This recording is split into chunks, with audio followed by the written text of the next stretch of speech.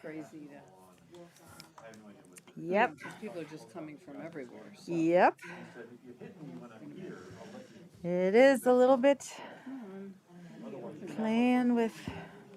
Yeah, he's been delivering. All right, come on. Hello. There we go.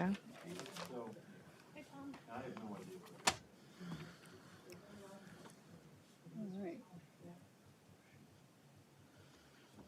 Okay, the witching hour is here, so, or bewitching. All right, so I would like to call the South Burlington City Council meeting of Monday, August 1st, 2022 to order. And we'll start with the Pledge of Allegiance, which I'll lead. I pledge allegiance to the flag of the United States of America and to the republic for which it stands, one nation, under God, indivisible, with liberty and justice for all. Does this need to be plugged into something? Okay. Oh, okay. I just didn't. All right. So the second item of business is instructions on exiting the building in case of emergency and review of the technology options by our city manager. Great, thank you. Also going to start recording this. This conference will now be recorded. So for those of you in the room, there are two exits at the back of the room. You can go left or right, either side, to get outside in case of an emergency. For those who are participating remotely, thank you for joining us. We do not monitor the chat for content. However, if you would like to speak, you are welcome to message me indicating that, and Councilor Reilly will be happy to call on you. Thanks very much. Okay, thank you.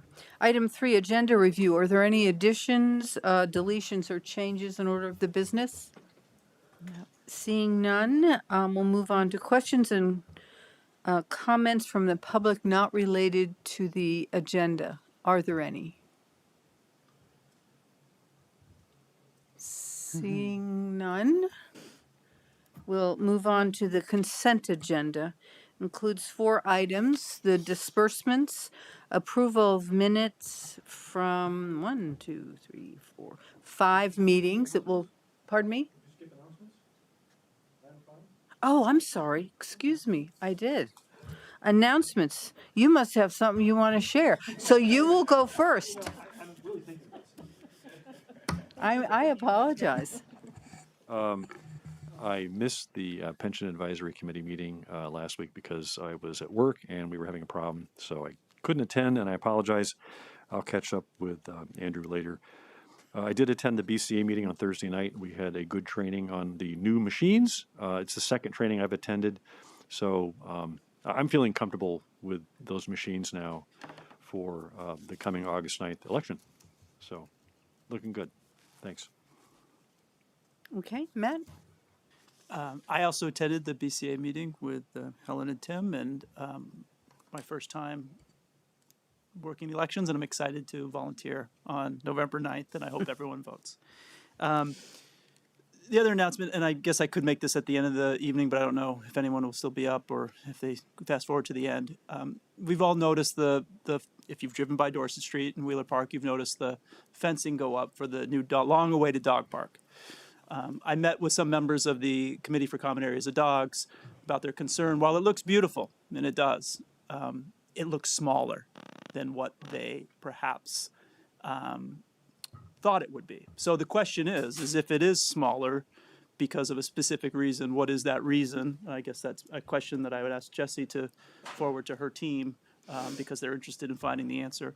And if it is smaller than the final plat approved by the Development Review Board, does that in fact mean they have to submit a revised plat? Or is it a contractor error that can be easily fixed? This isn't cement in the ground. These are posts that are put in dirt.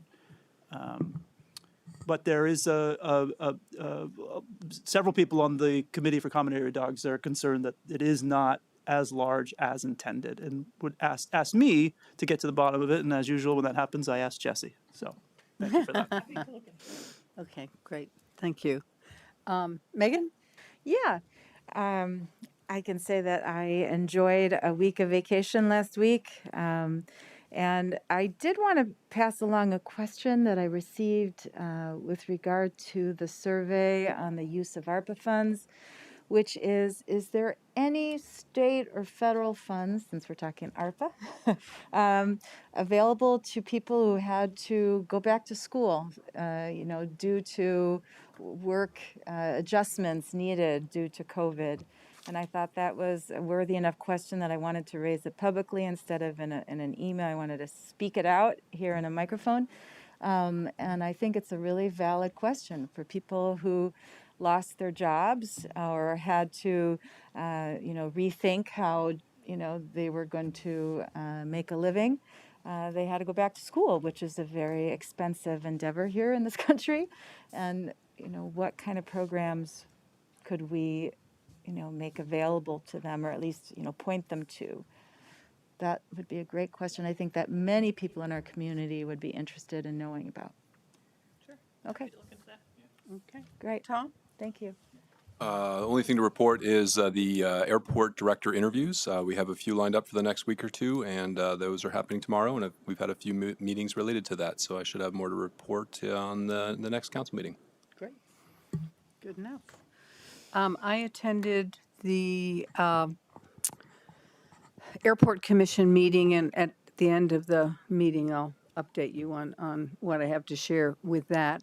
I also had an interesting meeting with Cam Lauf, I think that's how you pronounce his last name, who is the executive director of Turning Point, which is a recovery organization, 501(c), and they are looking for financial contributions, yearly from communities. So I met with him. I have a lot of information. The second is interesting. The second largest user of Turning Point are residents of South Burlington. No real surprise, because during COVID we offered the Holiday Inn, or the Larkins offered the Holiday Inn and contracted with the state. So there were a number of people in recovery living there, and we have several other spots in the city where we provide housing. So it's just I wasn't certain, I couldn't remember, frankly, where we were with, I think I told them that we had agreed on the funding for the next year, the $45,000 that we typically,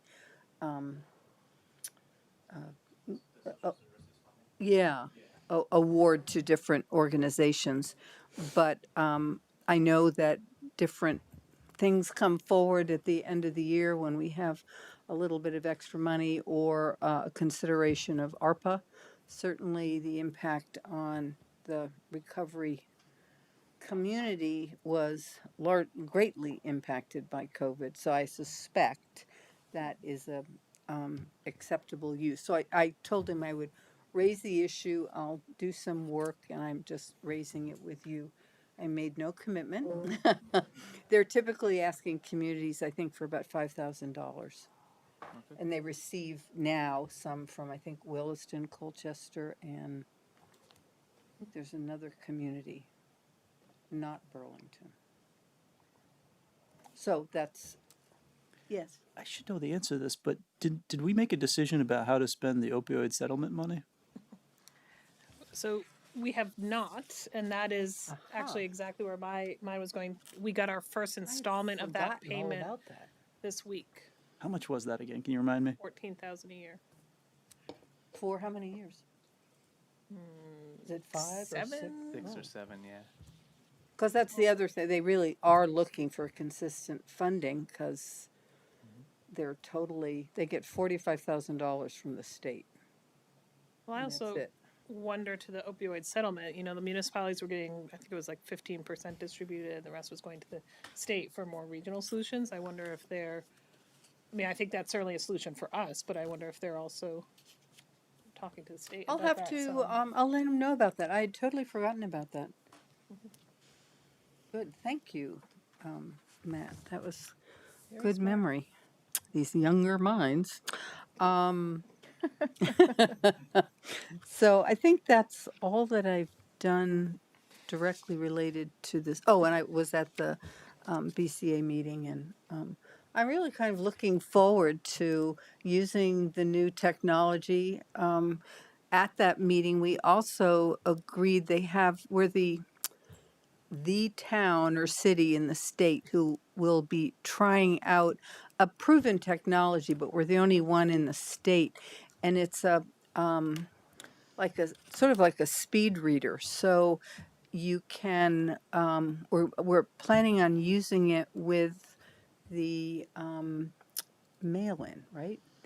And you can just stack them up and put them in, and they just read them really, really fast. Oh, that's new. And they stop if there's a write-in, so you can take that out, and then it goes through. And so Burlington didn't want to because they have a new city clerk, and they said, "Oh, it's a little overwhelming already for." I think it's a female. I don't know her, but so Donna asked the BCA, and we agreed that we would try it.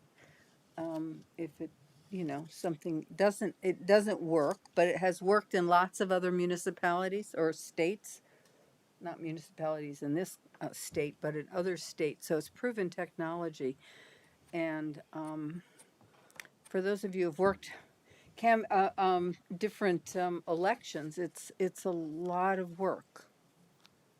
Do you have something to add? Yeah, you may be lucky because we did pre-processing last week.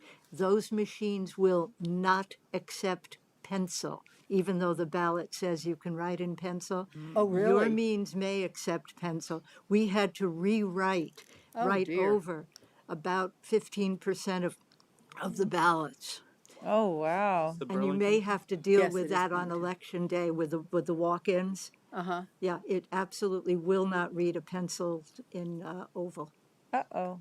And the nice part about this is we always get some mail-ins after Friday, the Friday before, so over the weekend and on Monday.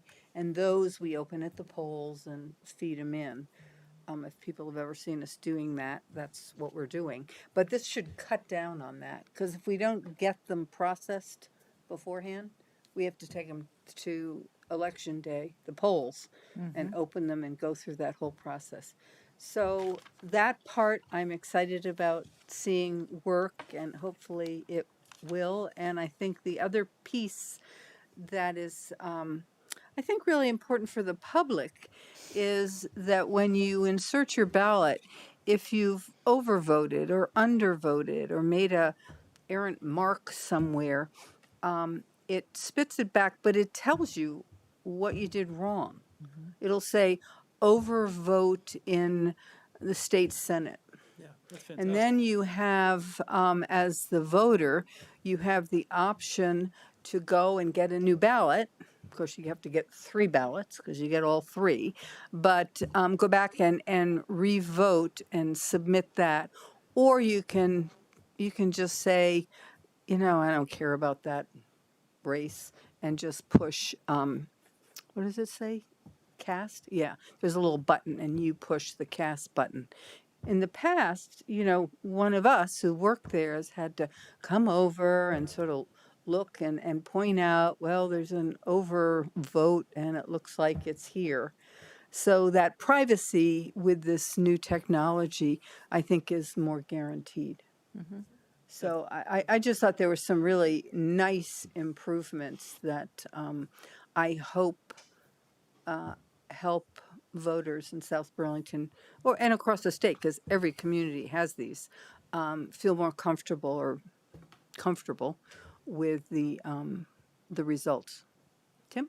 Yeah, thanks. So for the voters that are watching right now or in the audience, if you are going to go vote on election day, what you're going to see that's a little different than last year is you remember that the black box has a beige box sitting on top of it that you slide your ballot in.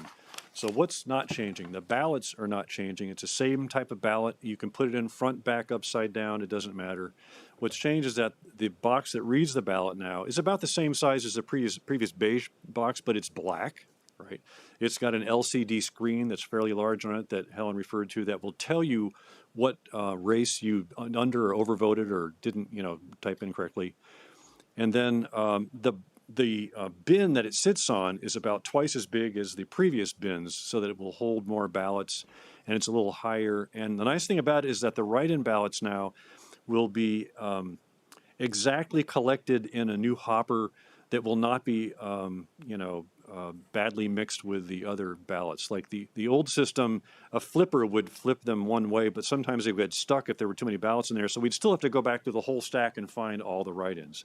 That's no longer a problem because this machine actually has two output slots, one for a correct vote and one for a write-in, or and so it goes into a separate bin, and that's easily accessible. And that bin is isolated from the rest of the collection area. So there are some real improvements. Yeah, and additionally, poll workers will, unless it's some phenomenal election turnout, will not have to be emptying the bins. So we won't have to be on our knees, pulling out the drawer, kind of swooshing the ballots around as people watch us, wondering maybe what we're doing. So it really is very secure and private. Another comment from Burlington? One thing it will not do is separate out the write-ins that don't have an oval filled in. You still have to look for those, Oh, Oh, alas. Yeah, yeah. oh, we there learned we that go. too. Sue has lived and Okay. learned. Yeah, yeah. well, thank you. But anyway, so that's what has kept me a little bit busy these past 2 weeks. Jesse? Great, thank you. So first, I want to thank Andrew for covering for me the week of the 18th. Well, I missed your council meeting. My apologies for that. I was on a camping trip in Ontario with my family that had been scheduled for July 2020 that we finally got to do. So it was lovely, and thank you very much, Andrew. A bunch of updates for you tonight. One, you'll hear a little about this tonight, but the Climate Action Plan is out for public comment. It's linked off of our website. There's a survey that folks can complete, and volunteers are also out at Sobu Night Out collecting input. There will be a public input forum Wednesday evening here in this room at 7 o'clock if folks want to come and learn about it and provide input that way. Council knows this, but for the public, starting on August 15th, there'll be a private contractor working in the city's right-of-way on Dorset Street right near Cider Mill. They're adding a left-hand only turn. It is likely that will go down to one lane at periods during that construction, so folks should just be aware of that. We'll try and keep traffic moving as quickly as possible. It should take about 1 to 2 weeks for that to be wrapped up. So excited about that. Are you excited? Well, I just want to provide the context because from my previous volunteer job on the DRB, that was a condition for the construction of Cider Mill 2, which was formerly called, now it's called Edgewood. It's not connected to the Cider Mill development, which Tim and I reside in. And that was a condition because some of the cars, the 142 homes that are being built, some will access Dorset Street this way, and that way, if people want to go left, go to Shelburne, or right to go to Burlington, it's the ease of traffic. So that's the reason it was put in there. But the connection between, and this is where Paul, if he's in the audience, can correct me later. The connection between Edgewood, the new property that's under the new development, and Cider Mill at Summerfield doesn't happen until after, if my memory serves, after the 50th permit is pulled. So even though that right turn lane is being put in, it won't see full utilization, obviously, until there's actually a connection between those two neighborhoods. And I don't believe that happens until the 50th permit is pulled. Do they have to? There's a telephone pole right there. This is for the Cider Mill right-hand turn lane? Yeah. And it's so left-hand turn lane and right-hand turn lane. Right. So 3 lanes coming out of Cider Mill to Dorset Street. 1 coming in and 2 going out. Yes. So there's a telephone pole right there at the corner on the northern side. Or maybe they're going to play with I don't know. We'll find out. Yeah, Yeah. I'm sure that there's, yeah. I'm sure they're not going to Oh, have people there's the drive into the telephone pole. Speaking of which, would you like to read? Oh, he can tell me later if I'm wrong. Excellent timing. Paul. Okay. Why did he drive into a pole? No. So, Matt was Oh, he knows suggesting he would know the Yeah, answer. but I think the permit- Paul, can I ambush you with a question? All right, all right. Absolutely, I don't recall having run into a telephone. Good, yeah. We're talking about the construction of the right-hand turn lane on the Cider Mill neighborhood onto Dorset Street. Also may know the answer. To Oh, this. yeah, I'm sorry. Tom's back there. And I believe from my prior volunteer experience that was a condition that had to happen before the first permit was pulled, but the actual condition that the two neighborhoods be connected at Summerfield Lane, or Summerfield Avenue, not occur until after the 50th permit is pulled. Is that correct? There are timeline triggers, but I honestly don't remember them off the top of my head. I'm more than happy to get that to you That's fine. tomorrow. Thank you. Okay. I have a bunch more. You have a bunch more. Yeah, I thought that was a little brief. So I do want to give you a couple of staffing updates. Like most industries, we are experiencing some pretty significant staffing challenges at the moment. So I think Andrew shared this quickly last week. We are actively hiring for library staff, but given that we are down staff right now, so this week the library has to close at 5 o'clock, not the usual 7 o'clock. That will only be in place this week, and then we will be up to full service next week. And we do have some good new library staff coming on. I also want to share that we recently promoted Dave Wheeler to our new Deputy Director of Water Resources position, which is very fun and exciting and adds our second deputy hire in the last couple of weeks to Tom's team. And it's great to promote from within. The challenge with that is that it creates a new vacancy for us. So we still do have 3 significant vacancies within the capital projects and management team at Public Works that we're trying to build up under Tom's leadership.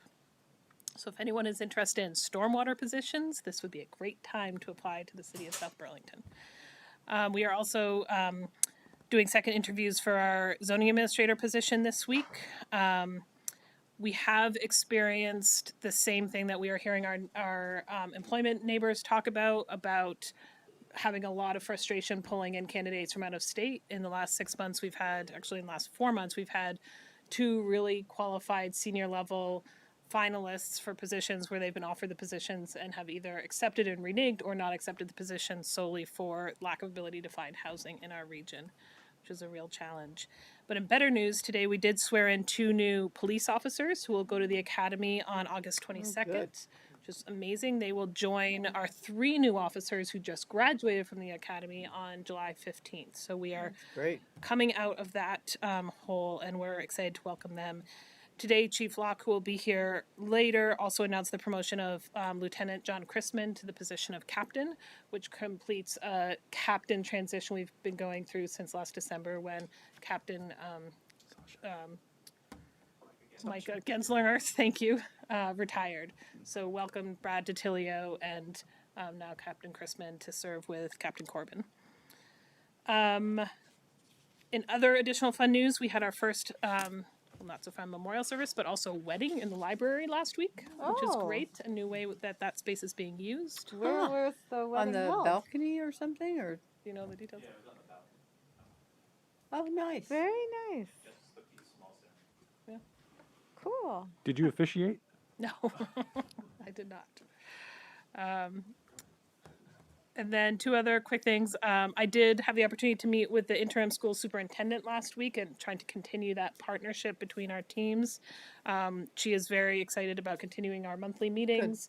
We talked about impact fees, some other permitting questions, as well as starting to think about how we convene a joint working group to think about capital projects planning jointly over the years to come. And then finally, just a reminder, we have our committee annual orientation on Thursday night here in this room.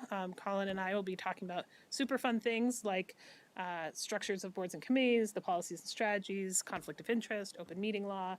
We are recording it for folks who can't join us, but do encourage anyone who serves on a board or committee to come and join us or participate remotely or listen to the recording. We will try our best to get people out of here by 7 o'clock so they can go to the Sobu Night Out and fireworks. Thank you. Great. Thank you. All right, now back to where I was before, the consent agenda. And we have 4 items, the disbursements and then minutes from 5 meetings. So we will be up to date, I believe. Approve the municipal policies grant agreement resolution and authorize the city manager to sign the grant agreement for the Vermont Community Development Program for Summit Properties. And finally, award of the FY '23 Dorset Street Phase 3 paving contract to Pike Industries. I'll move to approve the consent agenda. Is there a second? Second, Is there any discussion? yes. So one question for Andrew. In the financial warrants, there's a $5,000 charge for Galvian ballistics asset forfeiture. I have no idea what that means, but maybe you can get back to me later. Just curious, it was. Yeah, sure. So this is obviously through our police department, a number of funds that we bring in through asset forfeiture over a period, whether it's cash during a drug bust or otherwise. Oh. All of that we deposit, all that we don't have to return back to the feds, we deposit into a special fund that's later spent, I guess, through the conditions in the special fund. But I can get you additional details on what these were actually purchased for this time. Oh, okay. It may very well have just been our disbursement back to the feds, and that's what you're seeing. Okay. So Thank you. The other question was the chosen contractor for the Dorset Street paving is considerably higher. Is the problem the cost of oil and to make the asphalt? Is that the big difference right now compared to what we estimated it to be? that's certainly a big contributing factor to it. It's also labor costs and other things we're seeing industry wide. I don't know, Tom, if there's anything additional that should be adding to that. Those are the major 2 items in bid that forced it higher. Okay. Yeah. And I would just say this is, as Tom Memos points out, this is kind of eating up our entire FY '23 paving budget just with this cost, which is it's 33% above what we originally forecasted. And Tom does mention that we'll still have a little money back because we did end up getting the state grant, $200,000. But we also, at the next council meeting, we'll be talking about surplus spending. And there has been a request to include some additional paving costs to make sure we're meeting whatever our spring paving needs are when that time comes, when we come out of the winter. So I think it's of interest to the public to know that it's from Market Street to Aspen Drive. Garden Street Garden to Aspen. Street to Aspen Drive, thank you. Yeah. Which is not very far, and it's just over $800,000. I mean, so people can understand how expensive it is when they say, how come the city roads aren't perfectly smooth, like a pool table. You just have to look at how much it costs. What is that, 3-4 blocks? Yeah. Yeah. Yeah. Yeah. Per mile, Over it's really low. $800,000. Yeah, it's So. really high. Yeah. And that it's such a need in that section too. And as we always have the conversation, does it make more sense to push pause on this and rebid it at a later date? But then we're just playing is cost of living actually going to decrease, or are these costs actually going to decrease? And our thought was it's such an important paving need at this point. Let's get the project going. Yep, it is. Okay, so are we ready for the vote? Okay, all in favor of the consent agenda as presented, signify by saying aye. Aye. Aye. Any opposed? Okay, it passes 5-0. Thank you. Item 7 is a recommendation from the Climate Action Plan Task Force to adopt an ordinance regulating fuels for heating and hot water in new construction. And Andrew Chelnick, a Climate Action Plan Task Force member, will present that. I'm assuming you're going to give him control. Do you want think I'm control, on. or do you want me to? Oh, of the deck? You can control. I can tell you when to. Okay. Okay. Give me a quick second. Thank you, Pull Helen. it up. So I'm Andrew Chalnick, Vice Chair of the Climate Action Task Force, and thank you all for your time this evening. With the tremendous support of Paul Connor and Melanie Needle and Ann Jonda of the CCRPC, the task force has been hard at work developing a climate action plan that you all tasked us with. and we anticipate delivering that plan in September. But during the course of our work, we discussed one item that we all felt was so compelling that we wanted to come to you in advance of delivery of the final plan for you to consider it and for us to hopefully move it as really as quickly as we can. And although I'm presenting this deck tonight, the presentation is really the result of great input and work from the entire task force. So I want to give everybody credit. Not to leave you in complete suspense, but before we get to the actual item, I think it's important to just review some of the foundation for the work of the task force. So if we can flip to slide 2. The adverse impacts of climate change are already being felt in Vermont, and projections are for the impacts to become more extreme. We've put up on the slide just a few of the things that Vermont is feeling and a few of the things which scientists project we will feel over the next few decades. So temperatures have warmed, winters are shorter, spring comes earlier, rainfall is heavier. What does that all mean? It means the lake is becoming more polluted. It means the maple season is shorter. The maple industry is struggling and will struggle more. The ski season is shorter. We're experiencing more insects, more invasive plants, more disease. Projections are that 70 bird species will disappear from Vermont in the next couple of decades. So that's all pretty scary. Can we flip the page? But that's probably not the scariest part of it. Perhaps more important than the local impacts are the impacts to the global community. And honestly, the projected impacts are so numbing, one could be forgiven for thinking they come from a dystopian novel rather than scientific reports.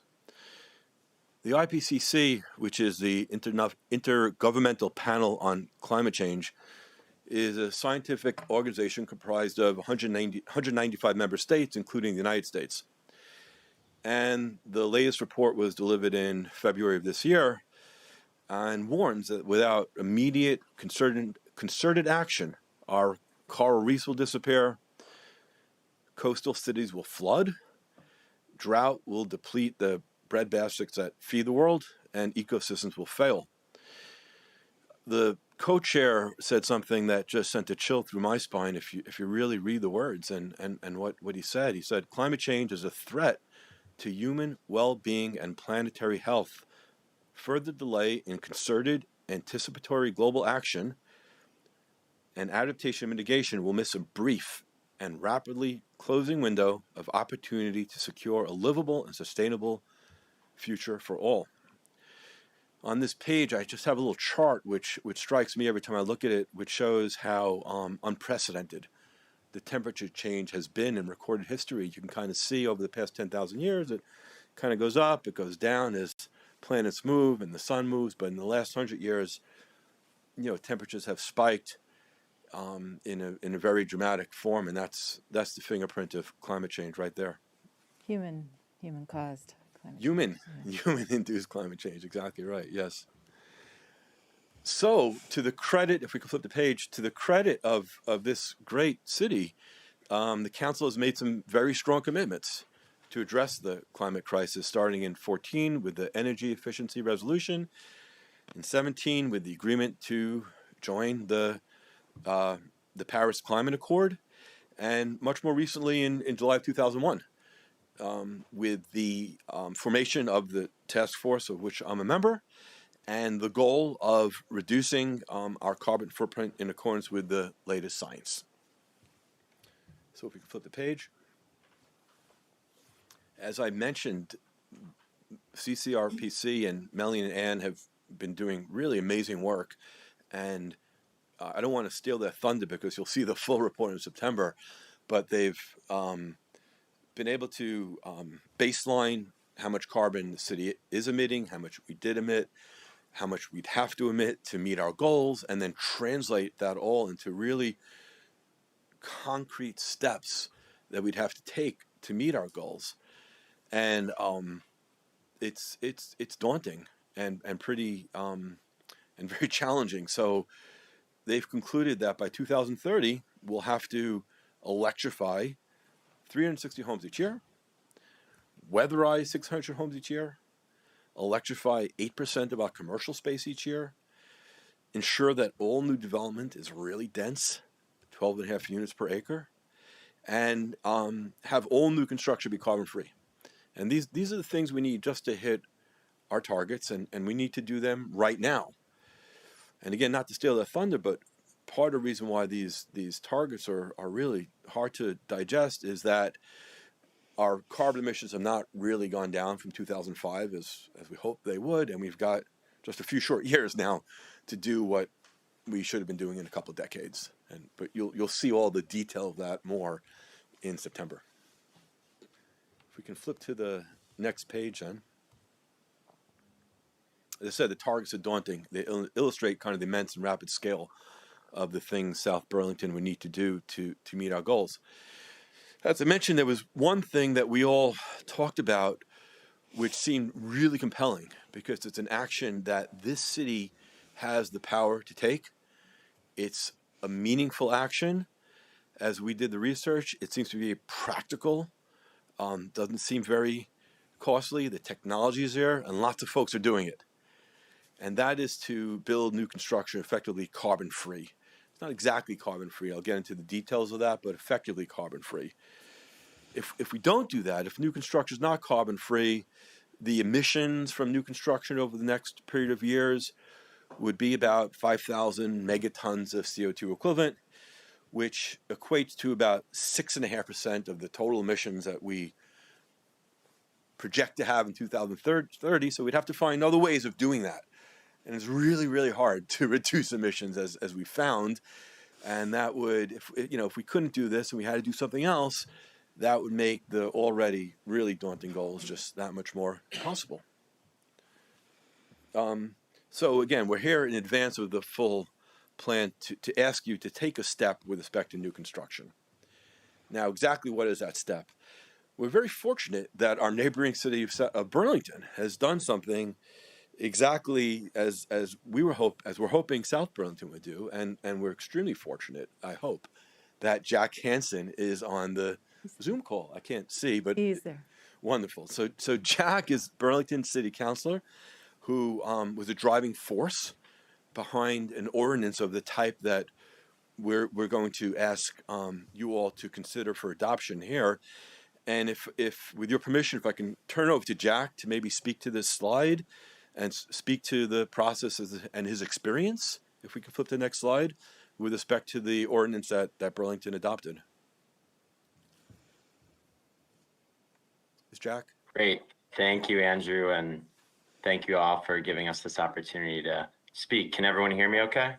Yes, very well. Okay, great. So yeah, my name's Jack Hansen. I'm the East District City Councilor in Burlington. I started on council in April of 2019, and I've served on the Transportation, Energy, and Utilities Committee, as well as the Ordinance Committee, and really been focused on climate policies. And this was definitely a big one that myself and a number of other councilors and the mayor's administration focused on. And I think Andrew did a good job of framing it of, we're in this daunting position. All of us really, not just policymakers, but everyone here tonight and everyone living on Earth today has this daunting task ahead of us of within a matter of just a few years, we have to rapidly move away from fossil fuels and decarbonize. And I think local governments are in a position to play a really important role. And it's really imperative that we all take that opportunity and step up. In terms of this policy, I think, as Andrew said, heating buildings is one of the largest contributors in Vermont. It's the second largest after transportation. And really every new building that we add, if we're adding new buildings with fossil fuel heating, that's just one more building that we're gonna have to figure out how to decarbonize. So we're really making our jobs harder, and it's really a bad investment to continue to build new construction that relies on fossil fuels, to continue to invest in heating systems that are meant to last for decades. So it's really a poor investment, and this policy can correct that and can ensure that new construction is relying very little or not at all on fossil fuels. That way we can focus our collective energy on moving existing buildings away from fossil fuels, which is already a daunting task for all of us. So that would be my plea is let's not make our jobs harder. Let's make sure that new buildings are as close to fossil free as possible. And fortunately, the technology has really come a long way. And I learned about that as we worked on this policy. So in 2019 is when we started looking at this on the Burlington City Council. Berkeley, California, and a number of other cities in California and Massachusetts had recently passed policies along these lines. And so we started looking into it. It took us much longer really than it should have, but we did eventually pass this last summer, and it went into final effect in September. And the idea is that the primary heating system needs to be renewable, and we gave options to developers of how they could meet that. Really any type of renewable fuel can be used to meet it in Burlington's ordinance. And it's a pretty, I've been on the ordinance committee a few years. This is one of the shortest ordinances we've ever passed. It's about a page, really, the actual text of it. It's a page and a half. And the link is there. You can read it. It's pretty straightforward. And, one of the things I think that was elegant about it is that if the developer can prove that this is truly going to be more costly over a 25-year period, they have the ability to get an exemption. And so we really saw very little pushback to this policy at all from developers or otherwise. And it was a pretty smooth process to get this passed. And, because it passed, it went into full effect in September. We haven't seen any buildings go all the way through the process. But from what I understand, talking to the director of permitting inspections, is that thus far, no developer has tried to go for the cost exemption thus far. Everyone is on track to comply so far. So the policy is working smoothly. It hasn't been a long time, but it is working smoothly. And yeah, I think Andrew will talk about the committee's recommendations to the council, but I think it could go stronger.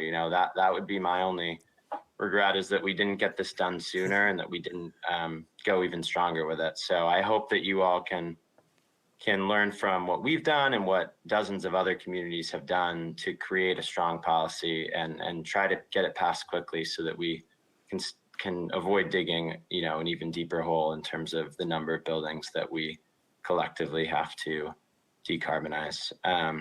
So I think I will leave it there for now, but I'll stay on the call if anyone has any questions or wants to talk further. And I'm also available after tonight if anyone wants to talk further about this. Well, Councilor Emery Thank has a question. Yeah, I'm really glad that you came on. Thank you very much, Councilor Hanson, for doing so. I did read the 7 days top story about Vermont gas and the use of renewable gas. I can't remember the exact and I've actually been one of the, few households that have been investing in that renewable gas, so coming from farms or landfills, but that it would not necessarily be what we're using here in Vermont, according to that article, if I am being accurate in summarizing one of the conclusions that was drawn in that article. Does this ordinance apply to that, a program where Vermont Gas is investing in programs in other states, but not necessarily delivering that renewable gas source to Vermont consumers? Or would it require the actual renewable gas from landfills and farms to be delivered to the Vermont household in order to apply? Yeah, no, that's a great question. And that's a great point to raise, because the Burlington ordinance does allow that signing onto a contract for renewable natural gas for at least 20 years, I believe, is one way for the building to meet this requirement under the Burlington ordinance. And so they could do that through Vermont Gas. But it is really important to note that, as you said, that building's still going to be receiving the same gas that any other building next to it would be receiving. It's more of a financial mechanism where their bill is or what they're paying Vermont Gas, their bill essentially is supporting these renewable natural gas systems in Vermont and elsewhere that are generating renewable natural gas and pushing that into the mix. So I think you all should think about if you want to include that. I don't necessarily, as I said, I think you could go even stronger than we went, and that's something to examine is do you want to consider that as a renewable fuel? We did do that under our ordinance, but that doesn't mean that you all have to. Does that answer your question, or did you want me to say more on that? It does. Thank you. So I can address that too. Okay. I guess we certainly could consider strengthening the ordinance. The my own perspective would be that there's a lot of benefit of consistency, so that builders, developers have a standard to meet rather than different ones, certainly in neighboring towns. In terms of renewable natural gas, what happens is you pay for them to ship molecules of methane that happen to be generated renewably rather than dug from the ground. You can't trace where those molecules go, right? They don't go to the actual building that paid for it, but they are in the system, and the system becomes, that much cleaner. So personally, and obviously this is subject to discussion, and we can be part of that conversation. It seems to me to make sense that if there's a program like that, which captures methane from a landfill, to encourage it, and also for consistency. Thank you. Yeah, if I could just say one more. I mean, I think it's a policy trade-off of, like having that debate about what this means and what Vermont Gas's renewable natural gas program means and how you all view that as a body. But I think one benefit, definitely, in addition to the consistency, one benefit is the flexibility, where you're going to have potentially, it's one more way that a building could comply with this ordinance, and could create flexibility depending on the type of building. Like if it's manufacturing or some heavy energy user, this might be a much easier way for them to comply versus trying to go electric or geothermal.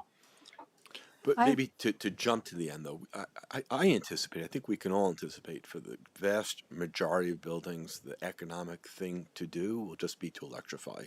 Renewable natural gas is pretty expensive, and it has to be a very narrow use case to justify using that as the primary renewable heating system. I have a question. I read somewhere, I did not go to the link and look at the actual Burlington ordinance, but my understanding is that only 85% of the heating needs, Primary. primary needs can be met. And I guess so is that correct? And my second question is, do you require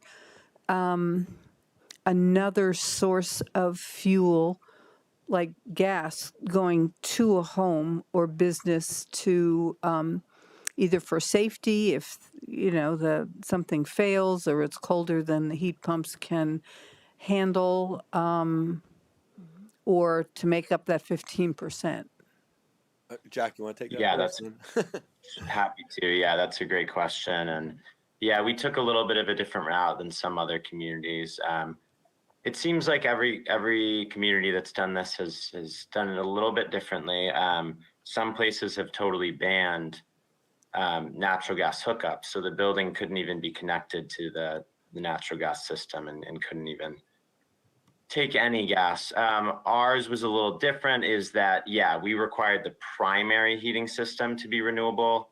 So the majority of the building's thermal load would have to be renewable, but for backup situations or for some of the smaller uses like cooking or hot water, they would have more flexibility to where they could still use a fossil fuel system, but their primary, 85% of their needs have to be met renewably. And that really, I think, is part of what allowed, like I said, you all could go stronger than that. I think the benefit to that was there was more consensus around the policy and there was less pushback against the policy. Your second question of do we require, no, we definitely don't require them to do that. They can, buildings can be completely electric, depending on what their thermal needs are, and how tightly insulated and how large the buildings are. They can meet their entire needs with electricity or geothermal systems, and wouldn't need to hook up to the gas system at all, or wouldn't need to have a backup, boiler of any sort. So we went for an ordinance that gave a little more flexibility for developers. Jack, and I think you mentioned to me that in fact, KB and Rise and some other developers are just going all electric, that they didn't think there was a need for a backup. Yeah, it's interesting. So it's interesting. Even before we passed this ordinance, there were some major developments in Burlington that were going this route. Some with backups, some without. But the thing is a lot of developers are, and that's really where the industry is going. I really believe that, especially now with natural gas prices are even higher. So there's even more of a economic incentive. I think that's where it's going, but only some developers are making that choice, and others aren't. And so I think this is very important to implement and pass. But yeah, we have some prominent buildings in Burlington, like Hula, the Community Sailing Center, Champlain College, a couple of the elementary schools, a couple of the Redstone housing projects that use primarily electricity or geothermal to meet their needs. Mm-hmm. Okay, thank you. Any other question? Okay. Well, I appreciate you taking the. Oh, I'm sorry. You're not done. Well, I know you're not done. I was talking about Jack. Sandy? Yes, please. And I think Jack will be here if. Okay. Yeah. Will you turn on the mic? Make sure the light is Okay. bright. Sandy Dooley, East Terrace, South Burlington. I was wondering to what degree the fact that Burlington has a city-owned electric utility as opposed to like Green Mountain Power, but I guess that's the old-fashioned name for it, has facilitated this. My impression is they're very progressive, but a lot of our utilities are progressive, but I'm just wondering if that has played a role in making this easier for developers.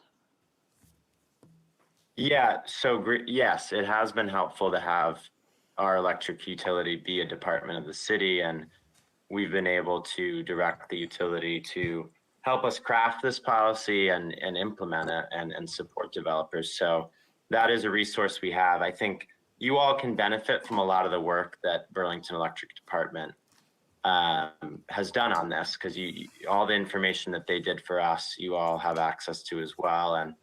And the general manager of Burlington Electric, he was hoping to join, but he couldn't tonight. But he told me to let you all know that he's more than happy to speak to anyone who wants to learn more about it. So you do have that resource. But yeah, you also have Green Mountain Power as a resource, Efficiency Vermont, and even Vermont Gas, who are all involved in incentivizing customers to make this switch and incentivizing new construction to be renewable. So you do have resources at your disposal. And I think when it comes to the enforcement side, that can be really useful, because for these incentives that the utilities offer, they obviously are tracking, compliance as they give that money away. And so you can use their granting of the incentives as a mechanism to know that in fact these buildings are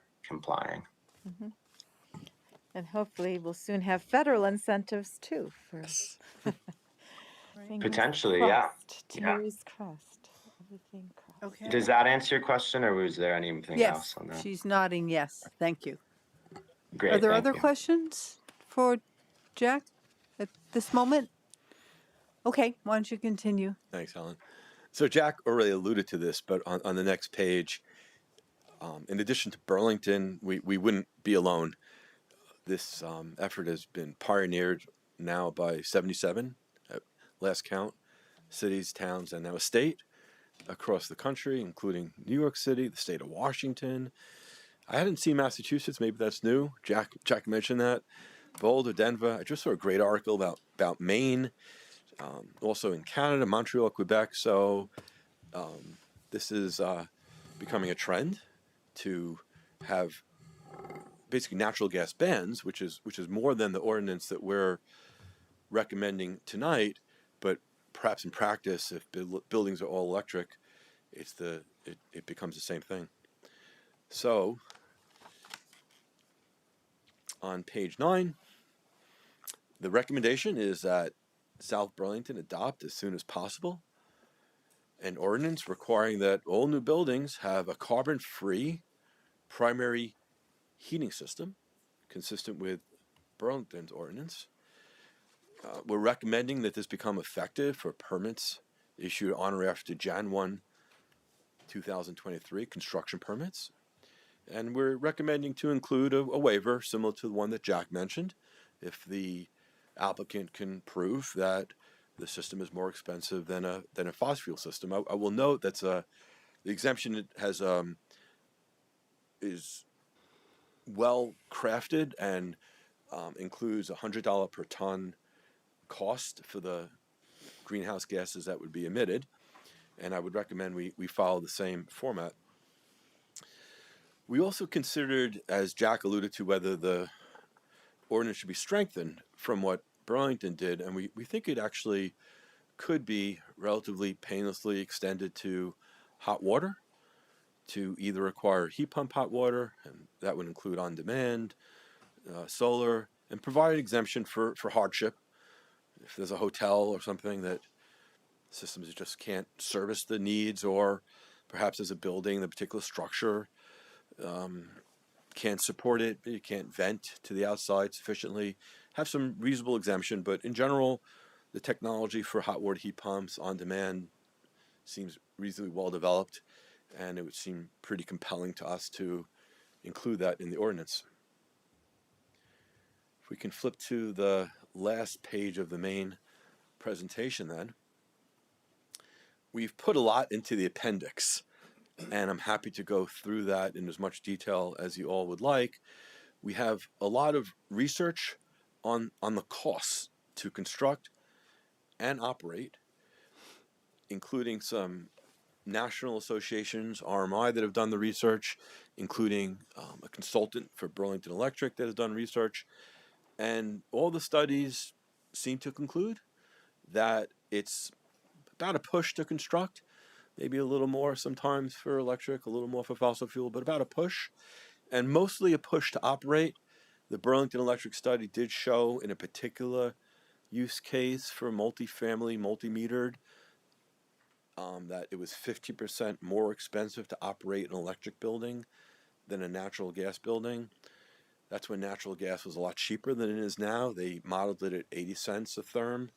Now I think it's $1.20 a therm. I suspect that study would come out differently if it was done today. But of course, it's pretty close, right? It's pretty close. And obviously, we can't project exactly where fossil fuel prices are going to go or electric prices are going to go. But it's kind of close enough that we think it's compelling at this point to really move to a system that doesn't have fossil fuels for buildings. So we did reach out. Well, Paul Connor reached out to the city attorney, who, well, Andrew, thank you. No. Oh, I'm sorry. Thank you. So not to speak for the attorney, but understand that the city has the authority to adopt the ordinance, so that's great. We did spend some time, some active discussion talking about, should we do it now, or should we wait until there's an inspection or compliance system that could be put in place? And Jesse, I certainly respect your view on it, and read your memo and acknowledge the concerns that you express. I think the majority of the task force thinks strong on balance. We shouldn't wait. And why is that? We think that you can put in place a very robust self-certification system. So for instance, an applicant can certify to the DRB that they intend to follow the ordinance. They can submit, documentation showing the rebates that they got from Efficiency Vermont, or whatever other proof the DRB may require. And then, similar to the stretch code, when the building's done, they can self-certify that they have in fact done it, which is required now under the stretch code. And that can be checked. Did we get the piece of paper or not? If that system's in place, it seemed to most of us it's very, very unlikely that in a public forum, if someone says they're going to do something, that they don't do it. And if there are a few people that don't do it,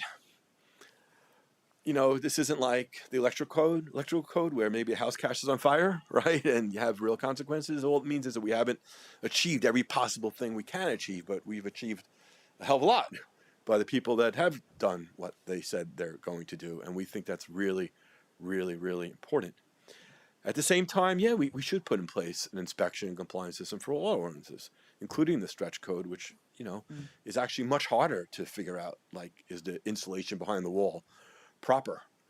This one's pretty easy. Did you put a gas furnace in or not, right? It's actually not that hard in most cases to see whether they've done what they're supposed to do, whereas the stretch code is probably a lot harder to figure out. And, we think it would be great to have an inspection or compliance system more generally.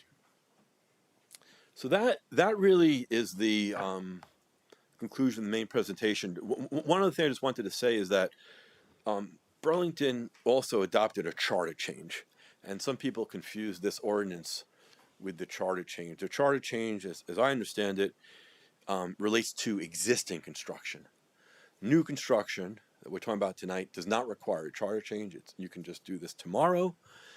I anticipate the task force will come back in September and want to talk to you about a charter change for existing construction, but that's a kind of a different topic, and I just wanted to set that out there so that we avoid confusion. So with that, again, I'm happy. There's lots of information in the appendix to find some of the terms. What is a heat pump, and these studies, and what do they mean, and how do you electrify, and all that. And I'm happy to go through that, or I'm happy to just leave it for your reading, and as you'd like to do. And I know Jack's still on the line if there are other questions about the rest of the presentation. So I'll stop right there. Okay, thank you. That was excellent. Questions by councilors? Yeah. Tim, yes? You have a question? I have a lot of questions. Okay, well, But you I usually don't want to do. take a lot of time. I'll just throw a few things out there. Okay. I have some observations first, right? And I just want to say that I think we are lucky to be on the GMP grid compared to BED. I think BED is a great organization, right?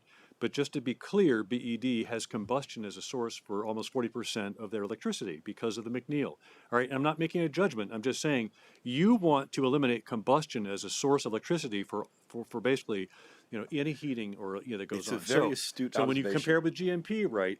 It's half hydro, basically, and half Seabrook, New Hampshire nuclear power, right, which are essentially carbon-free. It's very astute. That's why we called ours carbon-free rather than renewable. And you're exactly right. I should have emphasized this. The GMP grid right now is 100% carbon-free. Well, it's close. They say it's 100% pretty close, if you go on the website. Depending upon if there's an extra demand. Really. Yeah, and so if you have all electric, you're carbon-free. Well, they buy credits, but they with the credits that they buy, they say they're 100% carbon-free, which is great. So I support this concept that just there are a lot of things, questions that we have to answer and steps that we have to take to get to the point. Like in my mind, switching to electric, for split systems, right, for all electric for heating and cooling is great.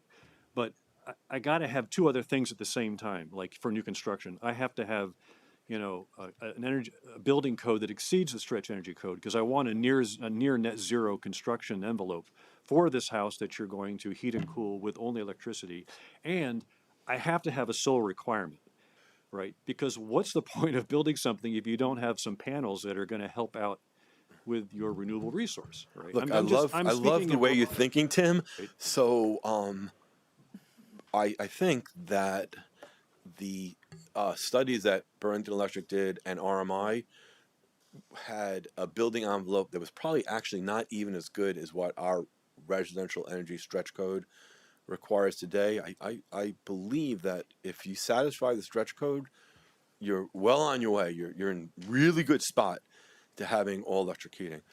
In terms of solar, yeah, let's do it. I mean, let's require solar. We but have two properties I that think Summit it's has proposed that refuse to put any solar on the roof, even though we asked them 20 times for about that. it. You But know? I think these are honestly potentially independent. We can have an all electric home and also work on a solar ordinance. I that would be great. But the electricity already is all carbon free. Adding solar would also be great to add to the robustness of the grid, but I don't think should be a condition to implementing this ordinance. All right, so, but I want that high on our priority list of the changes that we're going to make down the road. Well, I right? think this whole process is iterative. I don't right? I don't I mean, doubt we're that. not gonna- I'm just these are the things that rankle me, right? Is the fact that we don't have super efficient envelopes that we want to propose to heat and cool only with electricity, and we have free solar power hitting the ground around this entity, right? Which those three things bother me. And geothermal. I mean, when you think about a huge housing development, you could easily make a centralized geothermal system. Geothermal gets kind of expensive. So the other question is, agreeing with you adamantly. Is this new construction? Is it going to be using ductwork for hot and cool air, or is it going to be like a You split could have system? mini splits. I mean, my understanding of technology is that mini splits are in vogue, and most construction with mini splits. Mitsubishi has a cold climate ducted heat pump, which goes down to minus 21, which also seems pretty good for that use case. The last point I want to make is that those residential energy specifications are all self-reported by the developers themselves, by the builders, right? And we really need an entity that's independent to make that confirmation that it was built the way it was supposed to be and meets the code. The task force agrees with you again. I don't want to bore you with my story, right? But I know that there is construction going on here that's like, it's close, but, when I attended that, seminar at BED like 5 years ago, I heard developers scream about the cost of having 2 blower door tests done because they didn't think they could find anybody to do the blower door tests, right? Now, maybe that's changed, I hope, but we need those tests done on every building that's made, not multiple residential units, but every residential unit, to ensure that it meets the spec. So the only way to do that is to start planning to get the people and the process to do that certification, right? I'm on board with you. Yeah, I'm on board with that. I'm done. Thank you. Thank you. Other comment or questions? Matt? Just a comment. Great presentation. Thank you, Andrew. The reason why mini splits are so popular, and I know the men and women that install them, is because we're predominantly hydronically heated. Boilers in the basement, copper pipes through the house, moving water through baseboard radiation. That's the case in most of New England, northern New England, and in old housing stock in northern New York as well. That's why we're seeing the mini splits. We don't have a lot of homes in Vermont, in New Hampshire, in Maine that have central ducted systems with furnace. It's less efficient. Boilers are better. But you don't have the central air. That's changing, right? New construction, they want central air. They don't want a window rattler. And the mini splits, you could say there's some aesthetic not appeal to have them. So, however, there are hybrid systems that look just like a condenser that you'd have outside your house on a pad that provide cold air in the summer and warm air in the winter, hybrid models that work well with a furnace that can burn natural gas, propane, oil, wood, that can provide that heat during the coldest month of January when the grid is peaking and we're relying on coal to power our electric grid from Iceland, New England.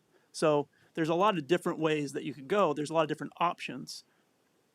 I appreciate the need for consistency, Andrew. That was a really important message that you delivered between the two municipalities, and perhaps that's a message we can spread throughout Vermont, because Councilor Barrett's point regarding enforcement, at the same time that we're talking about putting in specialized codes for building in South Burlington, they're also talking about updating the commercial building energy standard and the residential building energy standard in the state of Vermont. So in the commercial building energy standard, CBs are actively enforced by the Department of Public Service here in Vermont. The RBs are not. I have a sticker on my boiler that says it met the stretch code under, because I live in an Act 250 development. That, I absolutely agree with you, Tim, is something that needs to be fixed. And I think it needs to be fixed, quite frankly, statewide. So I hope that there's some discussions with your committee and the relevant parties in Montpelier to figure out how to resolve that. Thanks. Other comments or questions? Yeah. I would just say with regard to geothermal that, you know, we do have cloudy days here. So geothermal is a more steady supply, especially for the heating of homes and the cooling of homes. And I don't know the fine points of the financing. I am also on board for an inspections officer. I think the time is come that we just have to take that bite out of the apple. With regard to electrifying, have you thought about other appliances besides the water heaters? Well, people seem to like their gas stoves. It would be interesting to see what happens if a developer is required to use electric for heating, electric for hot water, whether they'd run the cost of piping for a stove. I imagine they wouldn't, and induction stoves work great. Should we take the step of requiring that? We could. It's up to you. I don't, in my own mind, think it's necessary. I think this gets us where we need to be practically without forcing that discussion. Okay. Thank Tom. Just want to say that I'm very comfortable with going down the path of Burlington, and great presentation for all the reasons that you made. And I also feel very comfortable with that self-certification process that you articulated. The question I'm going to have for staff, which picks up on the memo in our packet, is how much can we separate the enforcement conversation from moving forward with the Burlington model, with the self-certification process to at least allow maybe for a different timeline on the enforcement discussion, if there is a way to separate those two, because I know that has budgetary implications, and that would maybe look out until the budget passed in March for the next coming year. So that's a question I have. And then on the hot water heaters, I'd love to hear more. And since I understand from your presentation, and maybe I didn't hear it correctly, that wasn't part of the Burlington ordinance. So I would just want to make sure, or hope that we can hear from some experts to just ensure that we're moving down the right path there. And I'm sure that would happen. But with an aggressive timeline of January 1st, I just don't want that to fall through the wayside. Thank you for those comments, Tom. That is in the federal bill, the heat pump water Okay, heaters. any other questions? Okay, if not, Jesse would like to make a few comments, and then we have a few people online and potentially in the audience who will make brief comments. Andrew, I'm going to stop sharing this, but if you want me to pull it back up at some point, just let me know. It's just easier on my screen. So very quickly, and to Councilor Chittenden's points and some of the others, I did provide a quick memo to the council.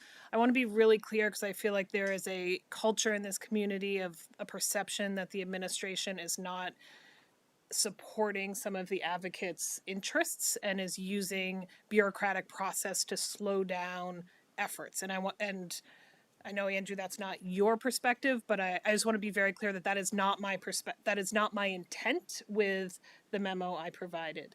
Having said that, I do think South Burlington has a history of adopting ordinances that we have no enforcement or education capacity to implement. You certainly, self-certification is a tool you can use, and the council can direct us to go in that direction, and we will happily implement. it is perpetuating a problem within our existing ordinances around other things right now. We see that, as other counselors have mentioned, with the stretch code. We see that with inclusionary zoning. That's not even to mention anything we might do in the future around short-term rentals or rental registries. And that's So- currently it's in our land development regulations, the bed and breakfasts that we're not enforcing. Exactly. So my comment was, I'm ultimately the one accountable for implementing the ordinances you present, and I would suggest that a good governance model requires us to both think through not only budgetarily what that would require to bring those resources to bear, but also from a staffing perspective, and that does have a long timeline. So certainly you can adopt an ordinance that has no enforcement. You can adopt an ordinance that is self-certification only. As your professional manager, I recommend doing that in line with bringing the resources to bear for us to do good governance, effective enforcement, and education. And with that, and I will final comment, and Jack, thanks again for being here.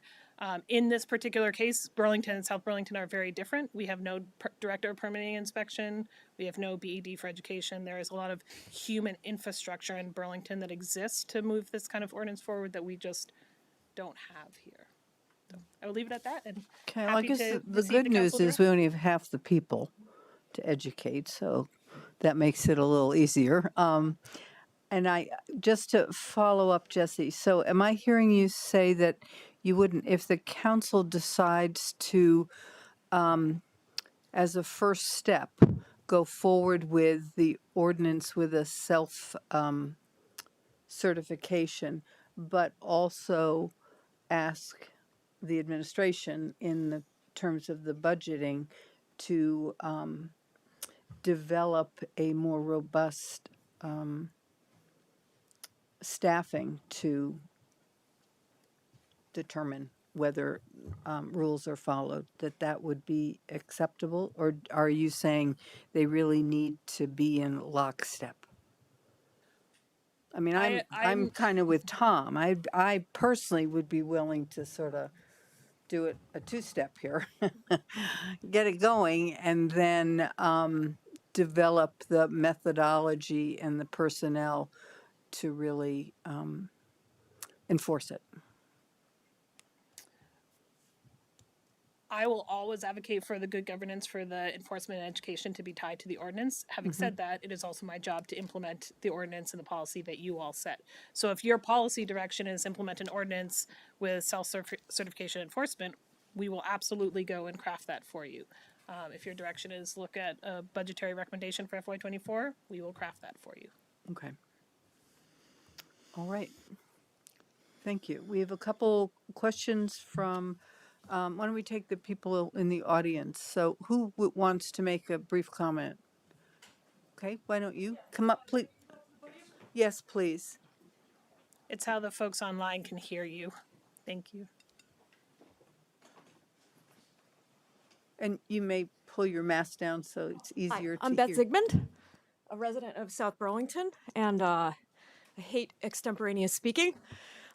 So I'm a physician over at the medical center, and I just heard some discussion about the bureaucratic hurdles that might come into play in trying to implement an ordinance like this.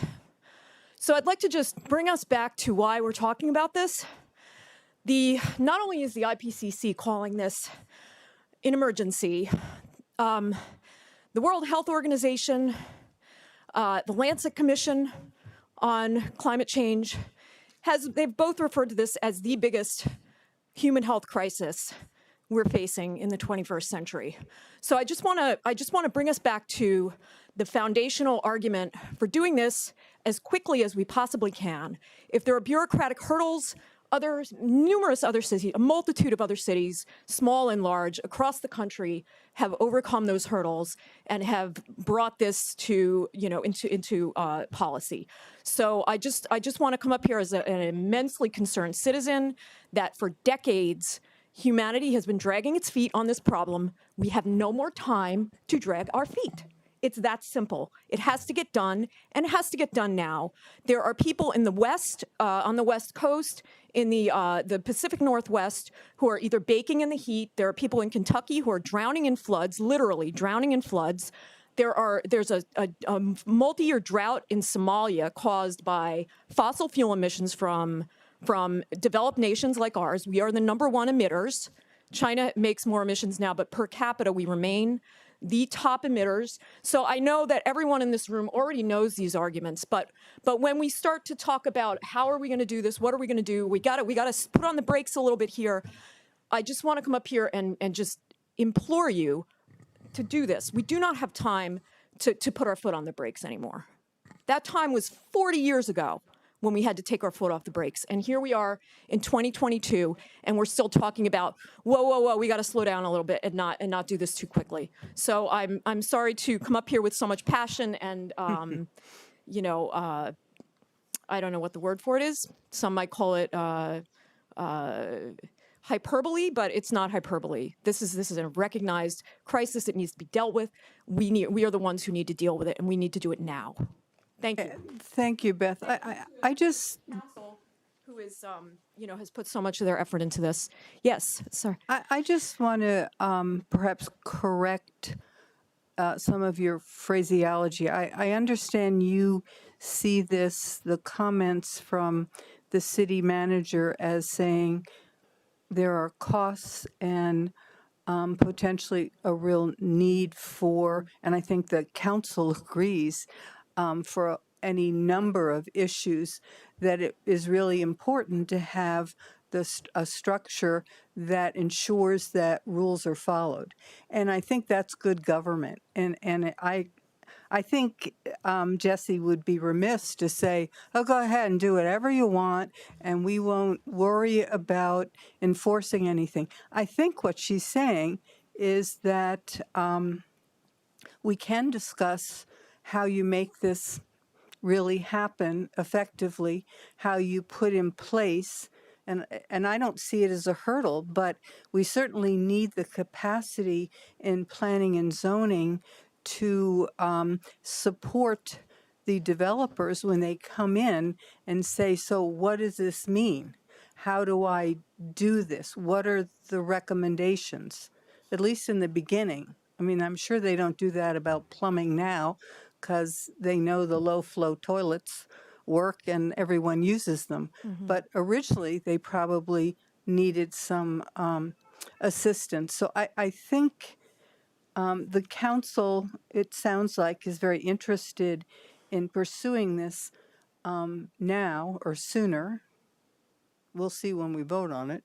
But also, I think the council is also really interested, and I think appropriately so, in understanding how we can make this a process that really works for all and it is followed. And that, to me, is ideal. Not just about the heating system, but there's a whole host of other parts like the stretch codes and all sorts of other parts of city government where we don't have an infrastructure to really assure the public that we're doing what we say we're doing.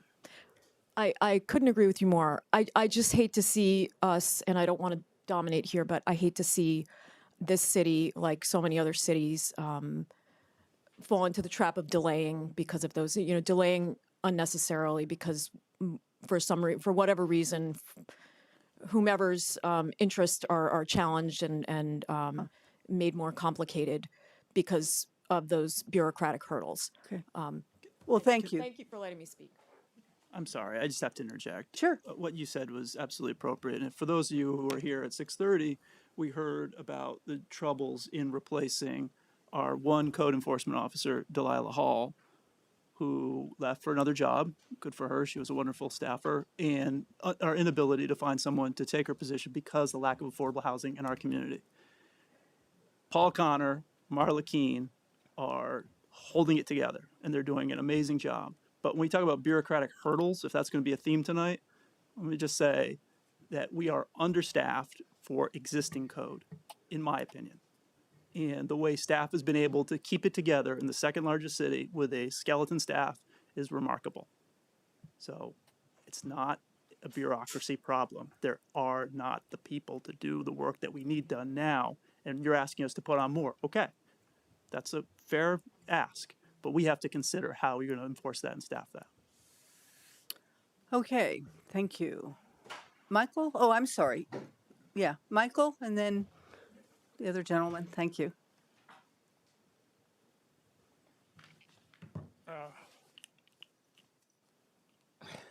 Gotta get the whole Get all your yeah? stuff going there. Yeah. All these things fall off. You need a lot of assistance when you get around to my neck of the woods. I'd like to comment on something that Tim said about solar panels, and just mention to him that the Planning Commission will revisit that issue, and it's my hope that the Commission will make solar panels a requirement and the orientation of buildings for maximum solar gain a requirement where possible. And also, Councillor Coda mentioned the problems we have, that most of our systems are, heating systems are hydronic, and it's quite difficult to find a replacement for gas-fired boilers for that kind of thing. But I should tell you that there are heat pumps in development, and I believe they'll be on the market within the next 6 to 12 months. And it's my understanding that essentially there are two in series. One does the first lift and the other does the second lift, because the temperature requirements for hydronic heating systems are quite high. Jesse did a great job of outlining the difficulties of enforcement for an ordinance like this. That is her job, and she's done it very well. The hurdles she's outlined are significant, and they would certainly get in the way of a rapid implementation of an ordinance like this. But it's at the risk of repeating what others have said, I think that developers could be required to self-certify to the city that the proposed building projects, their proposed building projects would comply with the ordinance, that post-construction developers recertify or self-certify that to the city that the buildings do comply, and that buildings constructed after the adoption of this ordinance be subject to post-construction inspection and audit by the city's inspection and compliance staff when we have them. That may take time, but at least I believe most developers would comply, because they have the same concerns as us about the climate. Right. And I think Andrew and Jack have pointed out that it isn't more expensive to construct all electric versus gas-fired. The stretch code goes a long way to help us in that regard. The other thing I wanted to say is, you know, the IPCC report is kind of out there. Many people don't see how it affects us. And I think it would be good to bring the climate crisis to a more local environment, if you like, or view. The National Oceanic and Atmospheric Administration runs a national integrated drought monitoring system. And their current monitoring for Vermont for the month of June, they say 95% of Vermont is abnormally dry, which means crop growth is stunted and lawns brown and gardens wilt, and you know it. Those of you who have gardens and vegetable gardens know it. And 36% of Vermont is in moderate drought conditions, which results in increased irrigation, use of water, and a few other things. The more interesting thing that I found is that 152,311, this is from NOAA, people in Vermont are affected by drought. That's almost 25% of the total population of Vermont are affected by drought. That's local. And finally, Chittenden County had the driest June on record for the last 128 years. Think about it. The crisis is here. We're here tonight because we all believe we must act now. Thank you. I excuse the passion with which I approach the subject, but it's very important to me. Yep. Thank you. Yes. And after this gentleman, is there anyone else in the audience? Okay, then I'll go online. John Moscatelli, 338 Golf Course. Just wanted to speak in support of the proposal. Actually, I would love to see us go further. I'd love to see us ban new natural gas hookups. Excuse me if I missed this point earlier. One thing I don't know that was discussed is natural gas is methane. One of the biggest problems is not just we burn it and we release CO2, which is a problem with anything we burn, but methane is 25 times more potent a greenhouse gas. And as somebody who did 20 years as a chemical engineer in oil refining, in the production, storage, distribution, transportation of compressed gases, there's a lot of losses. So anything that we can do to try and chip away at the need for natural gas, once we get past putting it into new buildings, then we need to tackle getting it out of existing buildings. And we have a 20-year-old house and we're looking at ways to do that, and it's not inexpensive. So let's not put future homeowners in the position of having to do that, as fossil fuel prices are inevitably going to shoot up. We're moving in that direction. We have to move in that direction. We are going to commit suicide as a species if we don't move in that direction. Eventually, we'll figure that out. And fossil fuel prices necessarily are going to go up. And that's part of what we're seeing now with gasoline is refiners don't want to invest in the plants they have because they know they're not going to get a 30 or 40-year return. So they're running on the equipment that they have. It's more expensive. It's more prone to break. And that's one of the reasons why supplies are low. It's really pretty standard economic stuff. So this is really low-hanging fruit. I love some of the stuff you were suggesting with solar panels and things like that. Energy efficiency, we need to be moving in that direction because we have to. As somebody else mentioned, it seems like such a huge problem that we can't get our arms around, and it is. But there are things we can do locally, and we have to do the things we can do locally because we can't wait. The feds are not going to come in and bail us out. Even the package they're talking about now is nibbling at the edges because our federal government is dysfunctional. So we really need to do what we can do to try and minimize the crisis. So thank you. Thank you.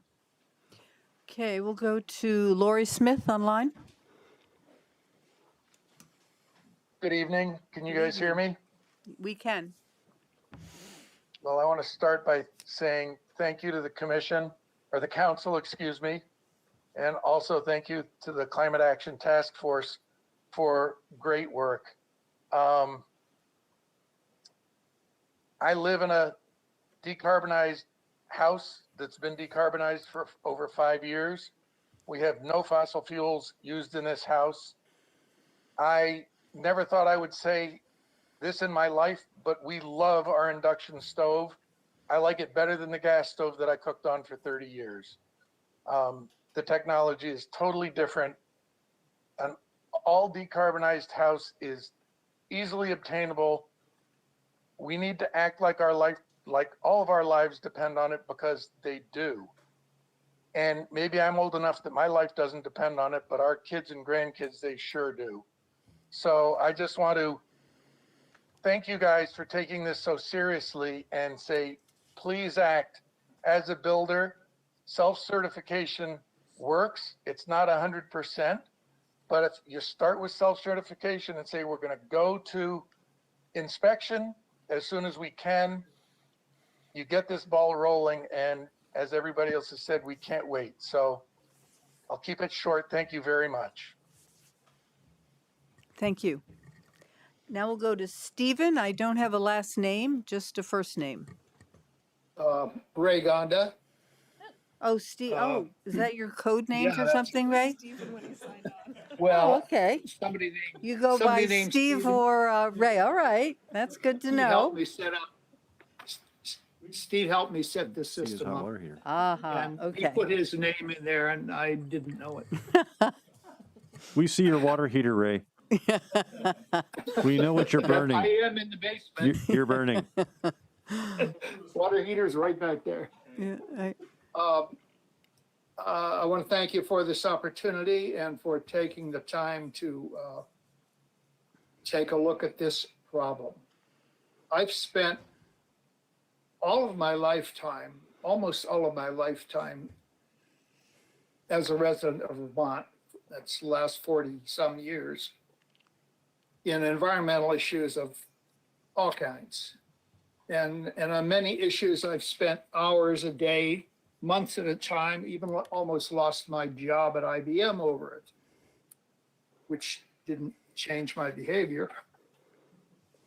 And I just have to simply say that what we're dealing with right here and right now is without question by far the most important thing that I've ever confronted in all the issues I've worked on.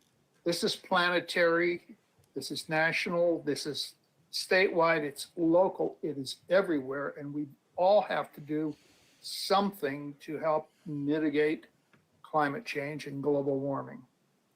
So I want to thank you for doing what you're doing tonight. Now I'm going to get into a little bit of detail on the plan, which I think is excellent. And I apologize for my two posts, one of which have a lot of spelling errors, but my vision isn't the greatest. I'm going to just go down through the sections of the plan. Buildings and thermal. They're high input actions there for a 2030 target. I think they're absolutely needed. I don't think there's any question in anybody's mind who has been working on these issues or following these issues that these kinds of things are just absolutely needed. And of particular importance is prohibition of fossil fuel in new buildings. Even in existing buildings, that several have said, we need to go back at some point and help those folks, either through incentives or whatever, to upgrade to non-fossil fuel systems. Going to transportation and land use. Ray, let me interrupt. The comments that we're interested in hearing tonight is really focused on this ordinance. This is not a public hearing on the proposed changes. That's Wednesday night. So if you would limit your thoughts about the ordinance that is being proposed, that would be helpful. And then we'd love to hear from you on Wednesday. On the whole. Oh, so I'll have another chance later. You will. Yep. Oh, okay. That's great. That's great. Actually, I read the plan, but I didn't read the ordinance. I'm not sure exactly what the ordinance is. So I'm walking with a limp here. I think you'd support it, just knowing you. Okay. All right. So you would support it, Ray. When you say Wednesday, you mean this coming Wednesday? Yes, in 2 days. Okay. Okay. So I'll have The plan to will reserve also the time. Thank you very much. And the plan will also come to the full council in the future, right. too. So And we'll probably have a public hearing too. So come back again as Ray or Steve. Okay, I promise. Thank you. Bye now. Okay. Roseanne Greco's next. Okay, you can call me Steve if you want. So thank you for the opportunity. I'm not going to repeat what was said, but except to say that I agree with what every single speaker has said so far. I want to make 2 points. First has to do with the enforcement of the ordinance, and I totally support the ordinance, and I wish you could go further and be more bolder and do more, but you do what you can. About the enforcement, we have, as Jesse pointed out, and as all of us who live here know this, we don't enforce most of our ordinances. It hasn't stopped us from continuing them. And when we don't stop the licensing of dogs and cats because we can't enforce it, we don't take down stop signs because people drive through them or red lights. Most people obey the laws. It's obviously a few that do not, but we should not stop this kind of action because we don't have enforcement of all of the ordinance to put the brakes on until we get enforcement. This is not the one. We have momentum. Your Climate Action Task Force has done terrific work. I think about metaphors all the time, and the metaphor comes to my mind right now is, don't stop the parade to bend over and pick up a penny, or the old one I say a lot, but really impacts this one is, don't rearrange the deck chairs as the Titanic is going down. We are in a code red situation. Dramatic action is needed at the local level. You have the power to do that. You have a task force that did their homework, did the research, provided you with a way to do it. Other municipalities have done it. Please do it, and do it with all due haste. Act as if your life is at stake, as someone else said, because it is. And the second point is, I think Jack had mentioned that in Burlington, they've been working on this for a while. It took a while to come to fruition. I want to remind you all that, in my recollection, that we started talking about this, I think it was in 2013, 2014. I was not on the Energy Committee, but I would attend their meetings and go with them to the Planning Commission when they were trying to get an LDR put in place. And that was, initially to require renewable energy sources, and then the infrastructure for renewable energy sources, and then orienting the rooftop for solar, none of which passed, by the way. But this has been talked about and advocated for many years. So it's not like this is the first time we're considering this, although I hope it is the last time. I hope you take action. Thank you so much for all of your time and for your passion, and please pass the ordinance. Thank you. And we also have Noah Hyman who would like to speak. Hello, thank you. This won't take long. I just wanted to thank the council for all the work and for helping this to happen. I hope you support it, and I want to thank the task force for all of their hard work. And I think you guys did a great job, and I hope this passes. That's all. Thank you. Great, thank you. If there's no other people, Can I ask one question? you certainly may. Thank you. With regard to enforcement, since we have our new fire chief and we have our city attorney here, there was something with regard to Vermont statute. We needed to make a change in order to have our inspections more geared towards this kind of ordinance. We heard the issue of, the difficulty of finding, a possible candidate for this position. I'd just like us to kind of have an idea, what would we need to do in order to have, our inspections officer be compliant with the Vermont statute that would allow us to do these kinds of inspections, and how difficult would it be to retool our inspections team within the fire department? Well, I don't know as we need to have that conversation tonight, and the chief isn't probably prepared to comment on that. I think if we direct Jesse to develop the ordinance, and then also as a parallel path, give us the budgetary issues, whatever issues there are in terms of enforcement, and come back with a plan. She will have chatted with the fire chief, and I think all those questions will get answered. And if they don't, we can ask them then. But I think it's a little premature now to go off on that tangent. I don't mean to cut you off. No, but we received the memo, so that they probably had some thought about it, and discussions about it. And if it's too big of an ask, I can certainly wait. That's not an issue. I think we should. I think we need to figure out what we're going to ask them to do. So do you have any closing comments? Yeah, one closing comment. Thanks, Helen. Really appreciate this great discussion. Again, thank you so much for your time. Someone mentioned to me the other day something called the first follower principle, which was new to me. I don't know if folks The first follower? First follower principle.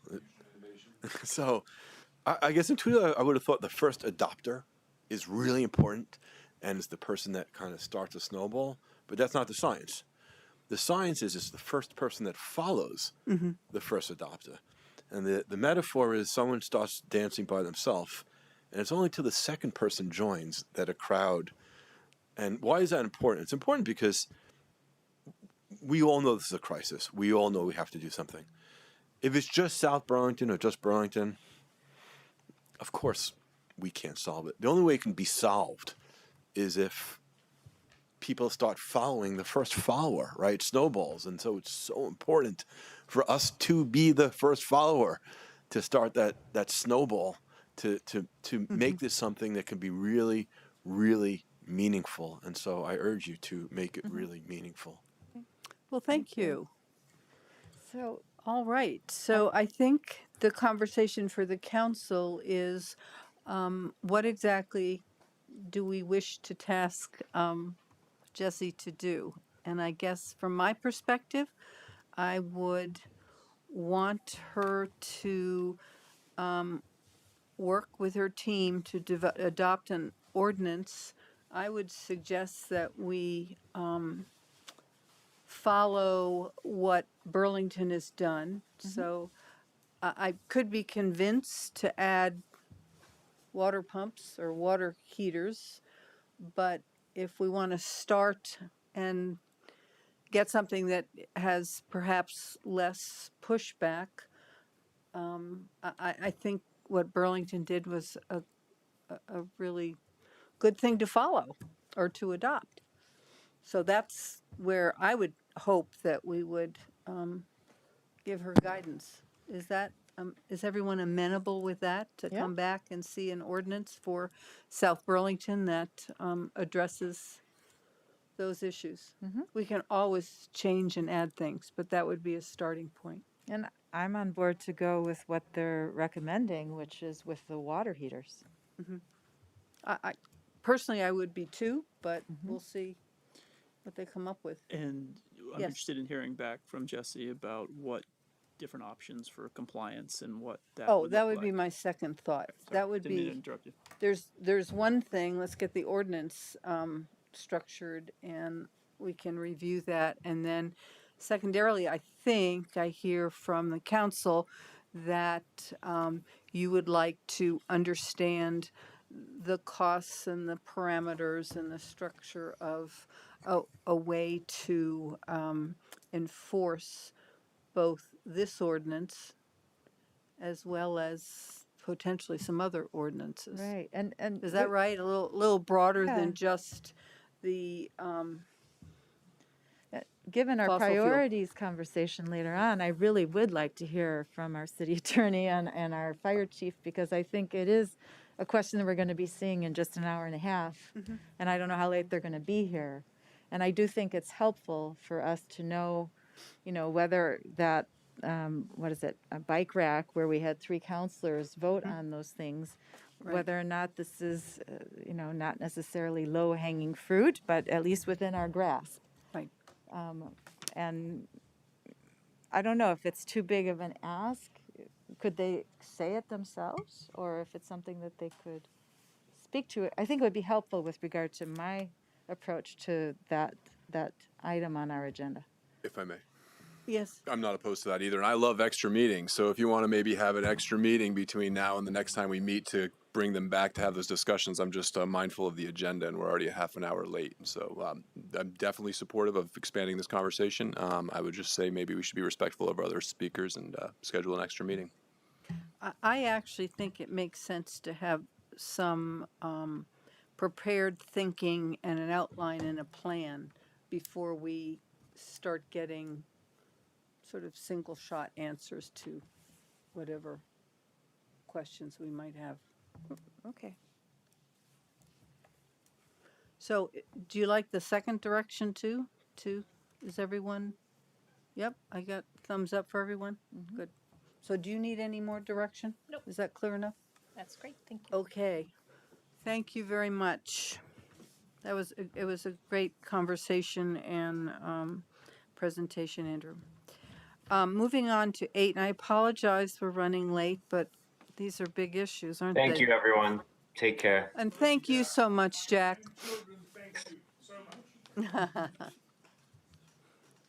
um,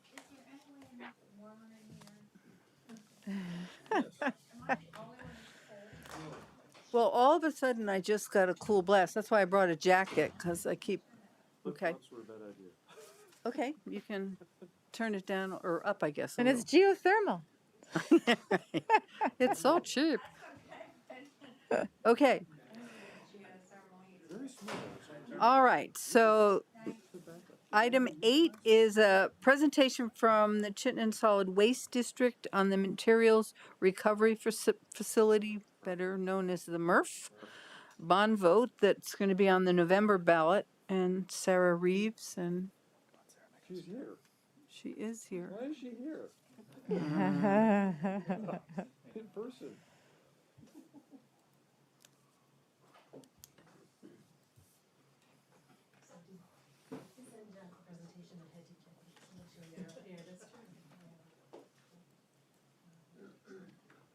And in the interest of time, we do have a video where we can skip over that. Oh, I watched it. It was good. There we go.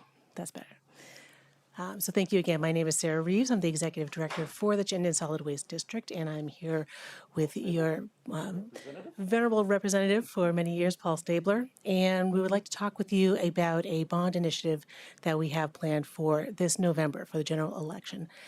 We are seeking to build a new materials recovery facility, and we want to talk to you more about that in some detail. As I promised I would back in the budget session, I would come back and give you more details. So. Next, please. Can you lean in a little closer? You have a really beautiful A soft voice, but okay, it's well, soft. thank you for that feedback. I will certainly project a little more and lean in a little closer. Thank you. So this is just a little bit about who CSWD is, who and what we do. And as most of you, I think, are very familiar, we are a municipal district. So we are similar to a water district or of the regional district, and we are charged with managing solid waste generated in Chittenden County in a environmentally friendly, economical, efficient way. So what we're trying to do is to replace our inefficient, not so economical 30-year-old materials recovery facility, and that is where all of the blue bin material that is recycled by Chittenden County residents and businesses goes to be sorted and processed.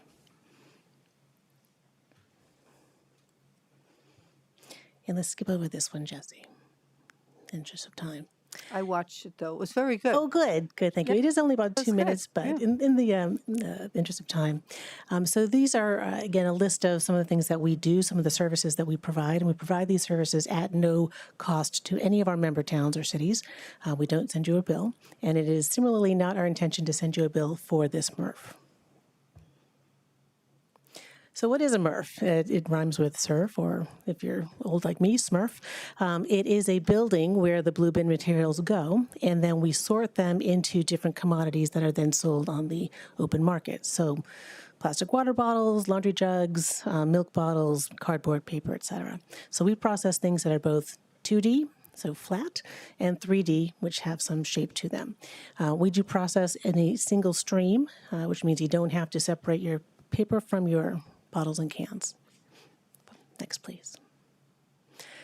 So I think I've talked with you all about our current limitations. The facility was built back in 1993, and it was sized for about 25,000 tons of material.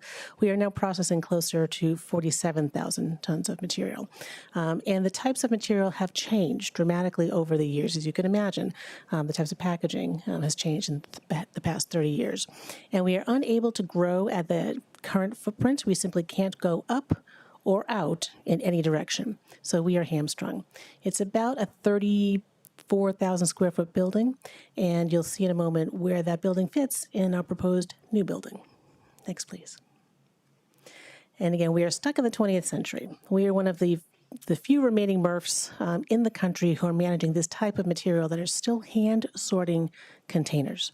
We need to bring some technology into our facility, and we simply cannot do that in the existing MRF. Again, there's no room to grow, no room to expand, and you'll see some photos of what we hope to do. The images you're seeing now are at the current facility. So on the photo with the tip floor where the materials go in from the haulers, in the upper right-hand side of that photo, that is material that's being pushed into an area for sorting. The middle part is material as it's spilling back out onto that tip floor that has been sorted. Again, inefficient. And this is an example of a photo of some of the bales, the materials that are sorted for market. And this is what you don't want to do. We have not enough space in the building, so we have to store some of our materials outdoors. We can't do that with paper, obviously, for known reasons. And plastics really shouldn't be stored outdoors either. So the new facility will have all of the storage inside, which will again preserve the value of each of those baled materials. And this is the very rough conceptual design. We are intending to build this facility on property owned by CSWD in Williston. And it's not showing on that slide, but the middle part of the yellowish building, thank you, over to the right there, the guts of that is where the old building would fit in the new building. So essentially we're looking to almost double the square footage, and that will allow us to have additional room for, again, storing all of those bales indoors. We would never have to store anything outside, and we'd have plenty of room for the material coming inbound to where if there's an issue or a problem, we have more space and more ability to store materials coming in the door. Right now, we only have enough space to store for about a day and a half of material before it would start to spill outside. And that's a problem in the event that any of our equipment goes down, particularly the baler, which makes those nice big cubes. That goes down, the entire plant shuts down. So this would allow us much more flexibility to accept many more materials. So this is, again, talking a little bit about the vision of the new MRF. And we want to make sure that there continues to be a municipal option. The other MRF in the state is owned by Casella, so we currently have a private and a public facility. We want to make sure that there continues to be a public facility. We don't have a profit motive. So we are able to really take a look at the fees that we charge and make sure that we are only charging what is needed for CSWD to cover the costs of processing and cover our operational and our capital needs. So that means that we can basically float a moderated fee for much longer than a private facility could because they have to respond to the markets up and down. We can also take chances on materials that may not have that extra profit in line. We can try to sort different things. So we want to make sure that going forward for the next 30 years, there continues to be a public facility in Vermont. But we need technology, and we don't have that. So this is a photo of a much more modern facility, 21st century, and you can see that, and if anyone has been to our current MRF, current facility, you know the limitations that we have. We need space to lengthen out those runs of material flowing through the facility so that we can properly sort everything and that we can put in some technology that you'll see here. Next slide, please, Jesse. And this is what we're talking about. So adding long conveyor belts, adding sorting stations that where the employees will not be hand sorting anything. The machines will do all of that. They will become quality control experts. So the thought behind a lot of this is that we would not be actually losing any spots for any employees, that they would just shift into a much less burdensome job and in much better working conditions, lighter, brighter, airier, and more spread out. Next, please. So this will also allow us to expand in the future. So this facility will allow us to add up to 40% more capacity. So again, as packaging changes, as population grows, and potentially more material is generated, we'll have the flexibility to be able to accept much more material as we go forward. And we're looking at this as a 30 to 40 year infrastructure build. So this is really for the next several generations of Vermonters. Next, please. As we talked about, again, keeping more materials out of the landfill. We just have that one, so it's really imperative that we keep as much material out as we can. We want to make sure that we're also getting materials back into the system and closing that loop and continuing to support the industry. And you were talking about energy efficiency, and recycling really does help Vermonters to reduce that carbon footprint. Right, so it's 60-plus-ish miles up to Coventry. It's right down the street here. We want to keep the processing of people's waste as close to the source of generation as possible, so that we don't again exacerbate that carbon footprint. And this will allow us to again process up to about 70,000 tons just on one shift a year of recycling. Bless you. And that 70,000 is the equivalent of taking over 52,000 cars off the road. So it really does have an impact the more that you can put into that blue bin, and that can be sorted properly. So if we talked a little bit about improved working conditions, and again, we will not be losing any jobs with this new facility. In fact, they will just be becoming better jobs. There will be more highly skilled jobs versus just sorting positions. So I think that's a bonus as well. And then just creating that lighter, brighter, airier, better ventilated facility, which is critically important as we go forward. Next. And there's, again, the contrast between what is and what we want it to be. So what is shoulder to shoulder, hand sorting of containers, very inefficient. Many of the containers have to come back again and be sorted twice because there's simply not enough room. That is the extent of the belt. There's not enough room for the sorters to physically grab everything. And on the photo on the right, you're seeing the long run of conveyors that will allow us to have plenty of time for the machines to do their job and then for people to be quality control experts. And this is kind of the key part, I think, for the council to know and for citizens to know is that we do not intend to send a bill to the cities and towns for the cost of the MRF. Do we need to move? That's okay. Oh, I'm sorry. No, it's okay. No problem. I want to make sure we didn't need to skedaddle a lot if we had to. So, we intend to pay for both the operational capital and the debt service through the fees that we charge, both the tipping fee and then the revenue that we receive from the sale of recycling. And just talking a little bit about the sources of funds where we intend to get the money to pay for the project, which is looking to be about $26 million, so a significant investment in Vermont and in Chittenden County. Most of that will be through bonding. So we are working with the bond bank and intend to bond for about $16 million. We also have the opportunity for a zero-interest municipal loan from Closed Loop Partners in the amount of $6 million. We will receive a grant from the Recycling Partnership for about $500,000. We do have cash on hand and capital reserves to put another $3.5 million in of our own money, but I'm hopeful that the EPA's infrastructure grant program will help to offset some of that cash on hand that's needed. So hopefully CSWD's contribution will be something less than the $3.5 million, but we are prepared to have that amount put in from capital reserves. So what we're asking is for a yes vote, and we will be doing a very significant Get Out the Vote campaign. We've started to talk about it on our social media, and we've sent out some postcards to eligible voters already, and then we will, over the next couple of months, really be asking for that vote. And it's a little bit of a trickier situation this year. We are going to have to instruct folks on how to request our ballot because it will not be mailed out with the general.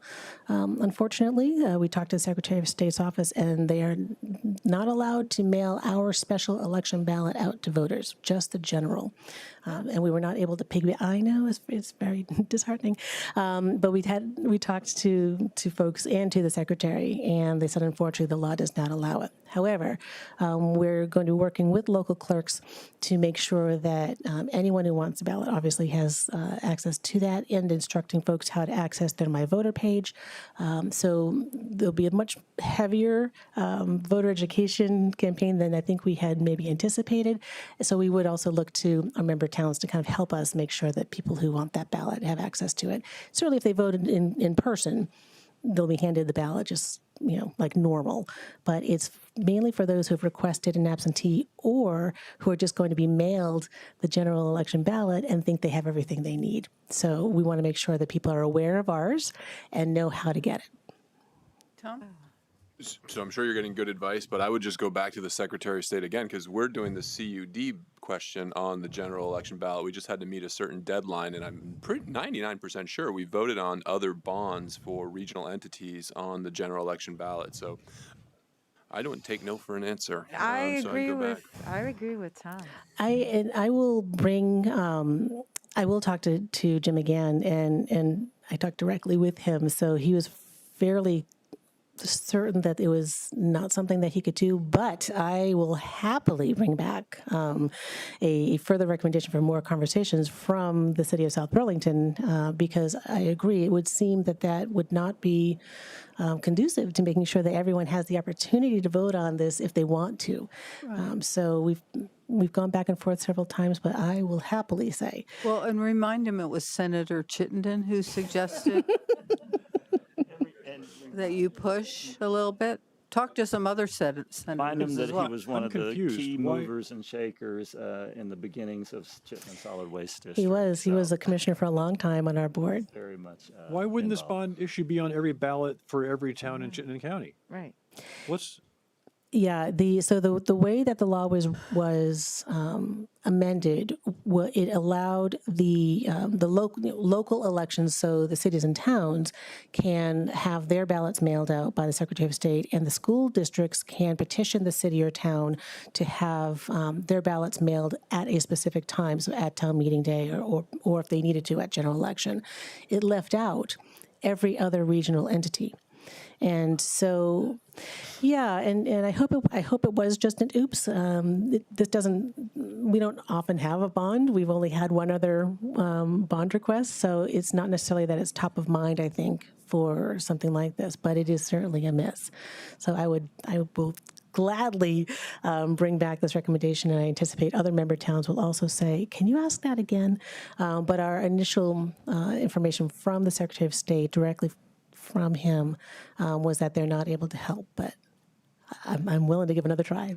That is something we should put on our legislative priorities because it sounds like it's any union municipal district Yes. would experience the same thing, which Yes. we have several of. Right. Mm-hmm. Right.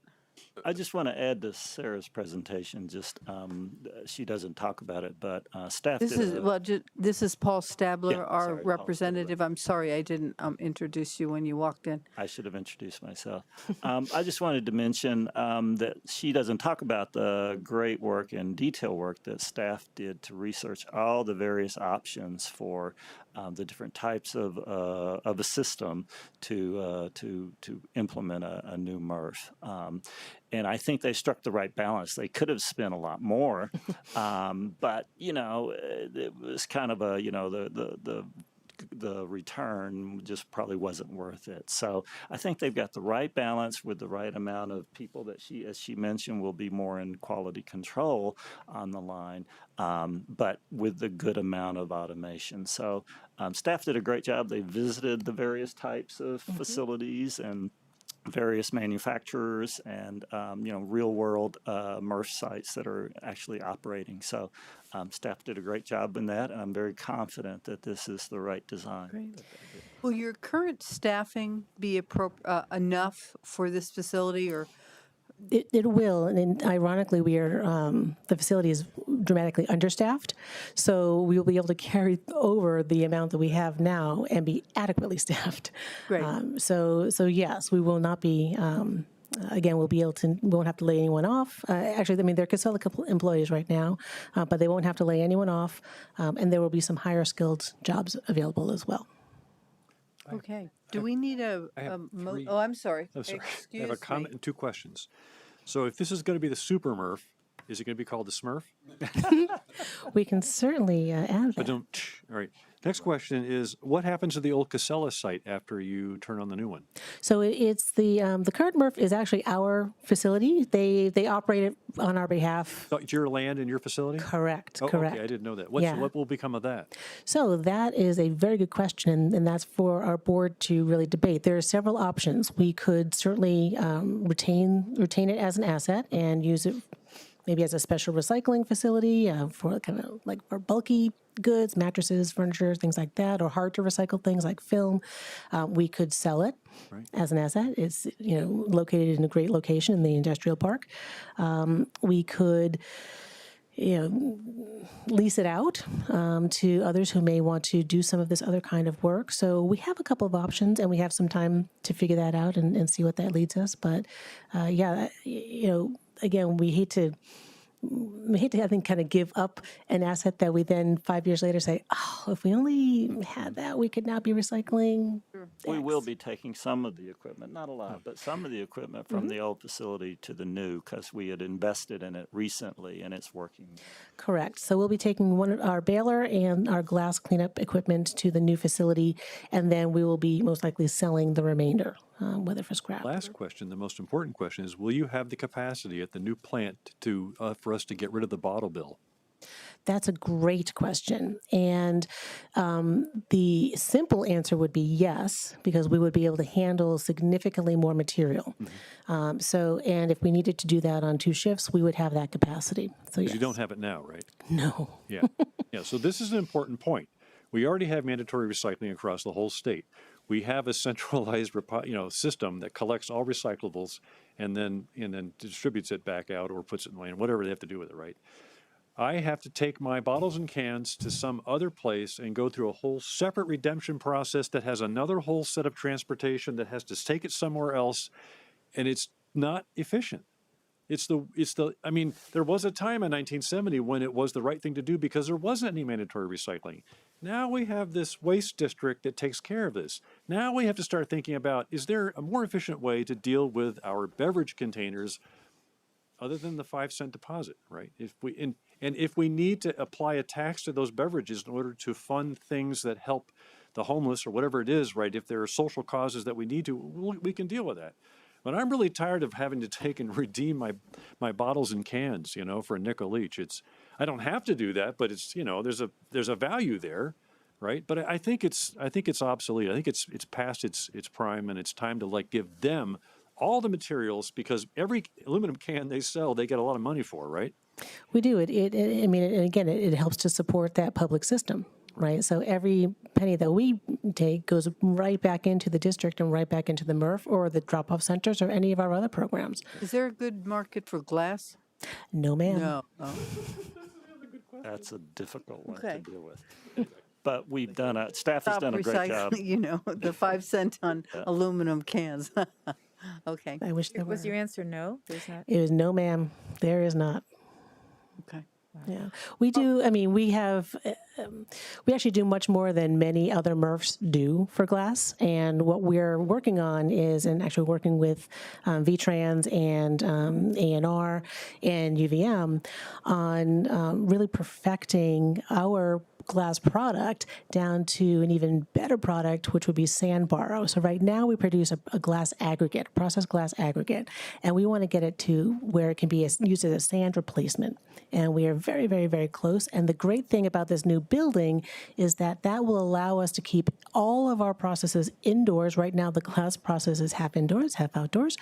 Put it all inside, and then we'd be able to actually get this glass down to that sand borrow process. And then again, talk about transportation savings. Right now, we need to ship half of our glass, half of the year, down to, at this point, Massachusetts, but it will have to go farther than that. Casella is sending theirs down to the Carolinas to be processed. We want to keep that right here in Chittenden County. So this facility will allow us to do that, which is very exciting, and that is a cost savings. Yeah. Okay. Well, thank you very much. This was very informative. Thank you very much. Appreciate Good your luck time. with getting on the ballot. Thank you. I will have a conversation. Get in touch with Senator Chittenden if you have problems. I have his number. Thank you. All right. Item 9, approve the allocation of the FY22 surplus funds to support increased paramedic training and service.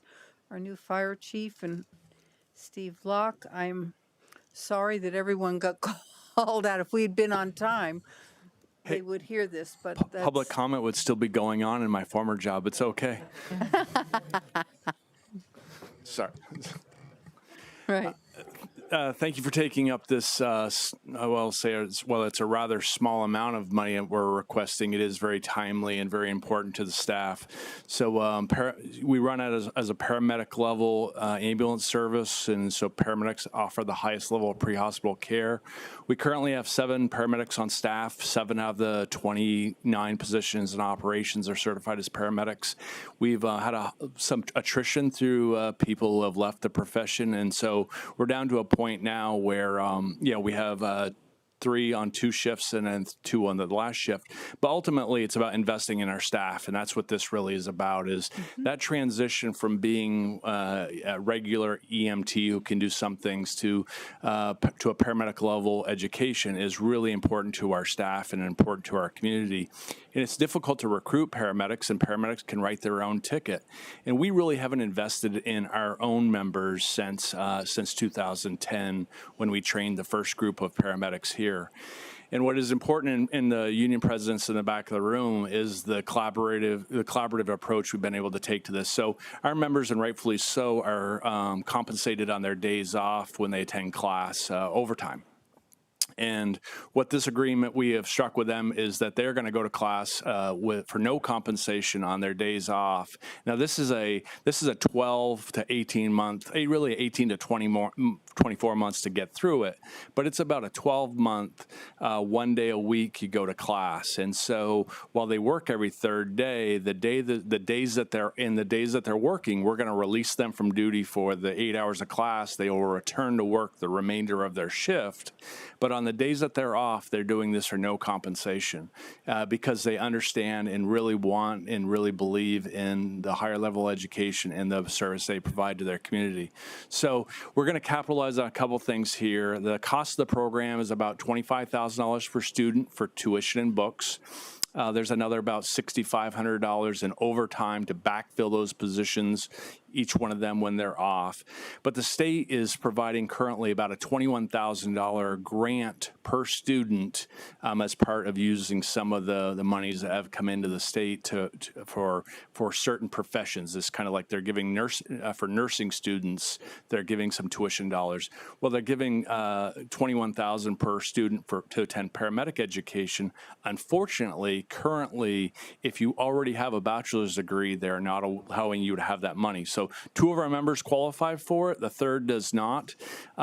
It's quite possible the rules change on that tomorrow, and which would allow all 3 of our members to receive those tuition dollars. And if that's the case, we will not need the $12,000 we're asking tonight. We really see the $12,000 as a worst case scenario, but ultimately this is a real request that we bring forth to you as an investment in our staff who work really hard every day. And if I've learned anything in my 3 weeks here, that they are doing a lot of work and working a lot of hours. And as I've recently told the manager, for a variety of reasons, we're in a staffing crisis right now, to the point that, certainly in my 30 years in the career, I've never seen anything like this. So this request will go a long ways to support the men and women who give a lot to this community and work really hard to provide a super high level service. I'll take any questions. I'm sorry. Go ahead. Could I just add a sentence to the chief's commentary? So I would recommend, even if that grant comes through, if the council is supportive of using $12,000 of this FY22 surplus funding, we still allocate that to the paramedic fund. As you know, we put aside $10,000 a year for paramedic training. This proposal envisions us drawing all of that down for these 3 years, so replenishing that so we can get back on a rolling cycle of education would be best for long-term planning, not just solving this immediate opportunity right now. Okay, well, you answered my question. Very good thought. Couldn't remember if we had a fund. Do you need a motion? Only $10,000 a year? It's $10,000 that we're currently allocating, so we have the FY22, 21, 22, and 23 that is in this proposal. We haven't spent that for the last 3 years. So that's the paramedic fund drawdown.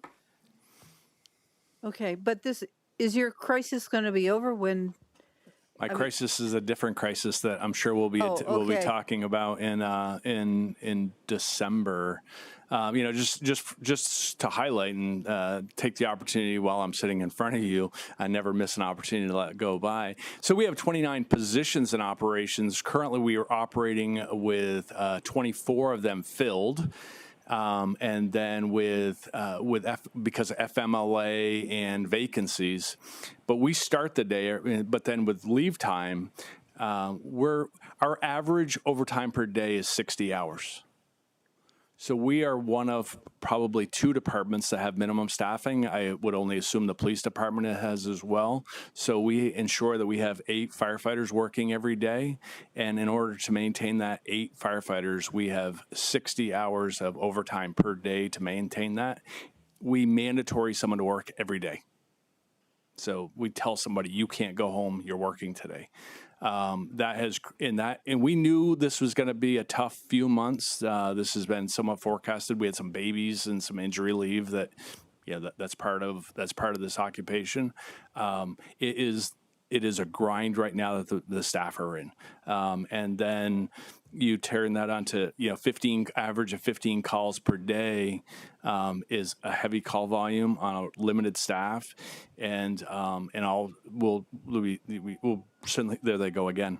And what you'll see is we receive aid in our community over 3 times a day because we can't handle our own call volume.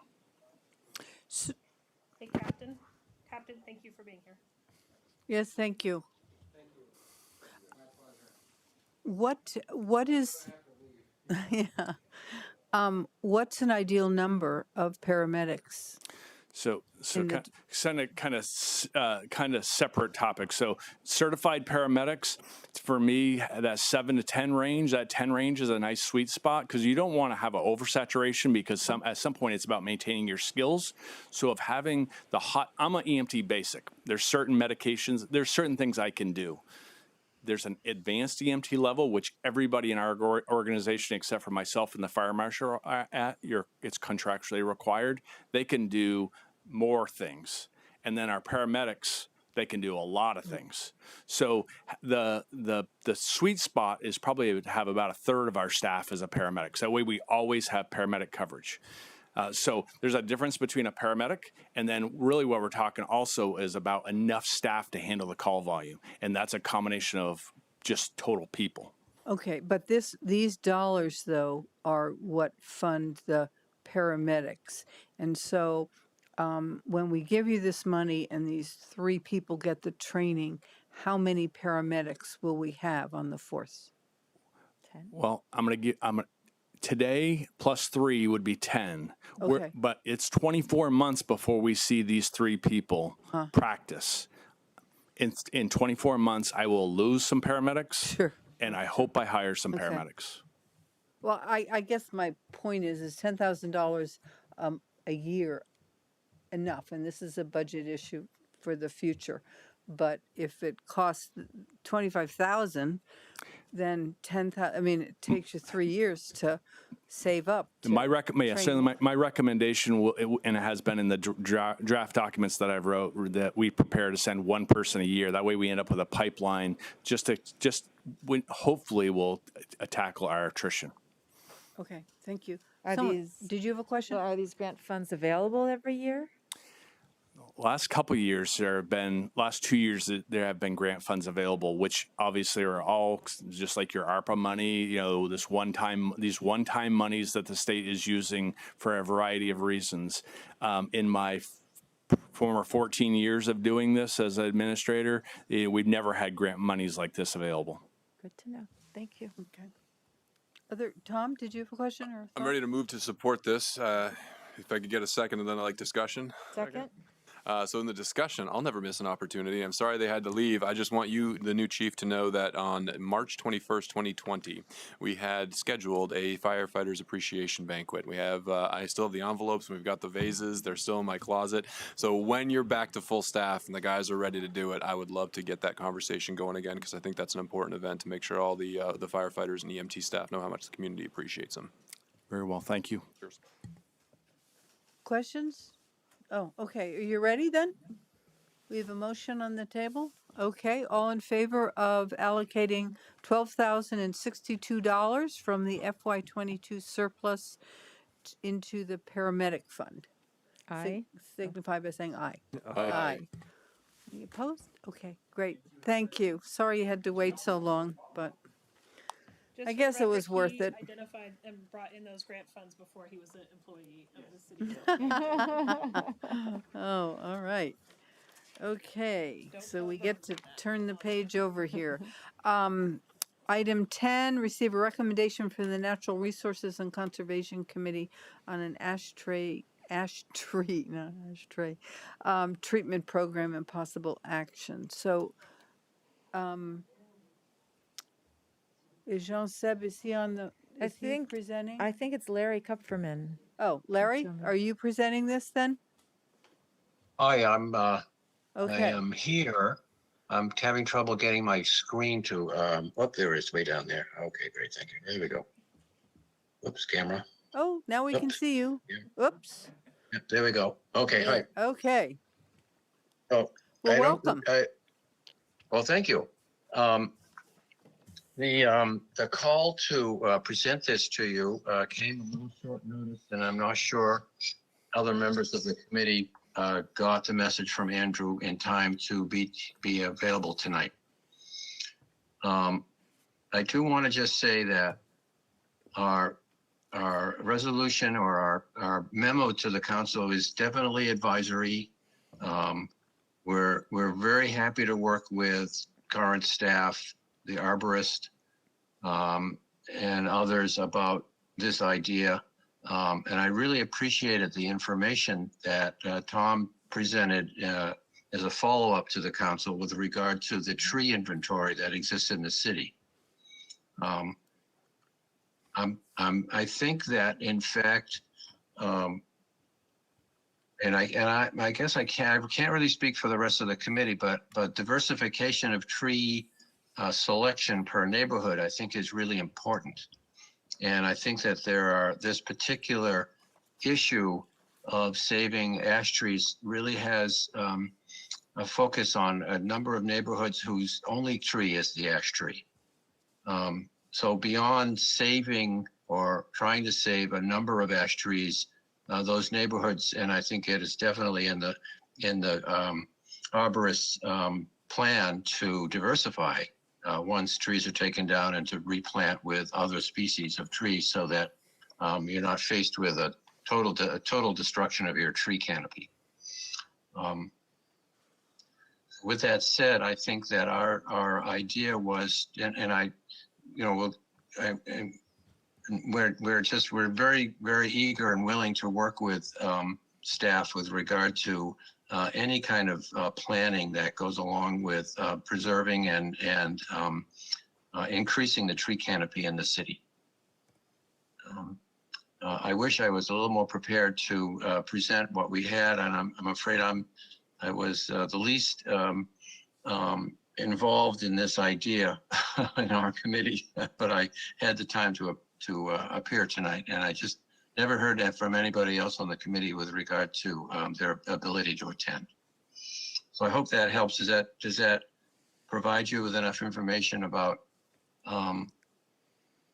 Well, that's fine. I mean, the memo that you sent provided us the information.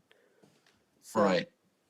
And I think it does. I think the response from Tom DiPietro was really to look into it further. I think he questioned our quote, the quote that the tree expert provided us, and I think it's a estimate that they did not have beforehand, and perhaps in the course of further discussion, the cost of providing tree treatment has come down. I honestly can't tell you whether that's happening or not, but I think that he offered some sense of caution about making sure that it would be a 2 or 3 year program at a certain cost. And I think that we're also talking about having some sort of process to select the ash trees that could be treated to protect, and with some neighborhood involvement with regard to those neighborhoods that have primarily ash trees as their street tree. Okay, thank you. Well, Tom is here, so I think we'll hear from him next. Yeah. Oh, great. Thank you. Mhm. So stay on, because you might have some questions for him too. Yeah, thank you. I will.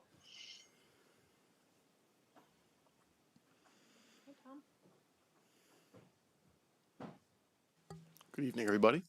Good evening. Yeah. So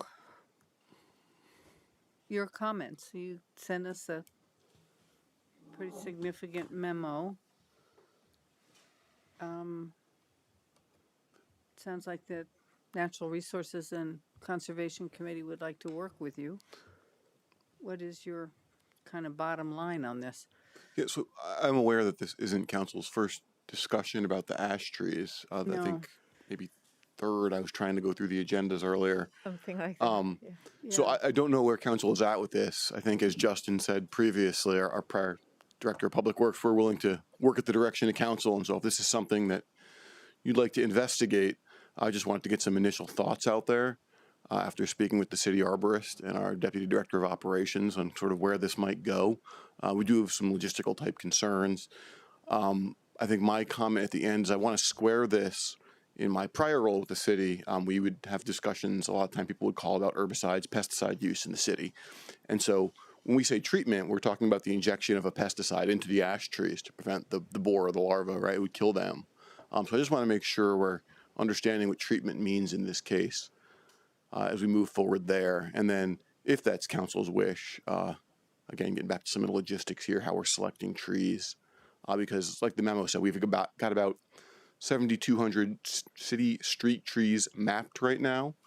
And this represents about 9% of the total. So we're managing all those trees, not just this 9%. And I'd be concerned that this 9% would take up a lot more of our budget and time. So. Okay. So there's 594 ash trees in this city. That was, those statistics were interesting. Oh, sorry. Yeah. Go ahead. So I think just to add a couple sentences to what Tom was saying, yes, this has been talked about at the council a lot. The past guidance we got from you all was to continue the plan as presented and to focus FY23 solely on replanting. So that's what we're currently operating under now, and bidding out that contract for FY23.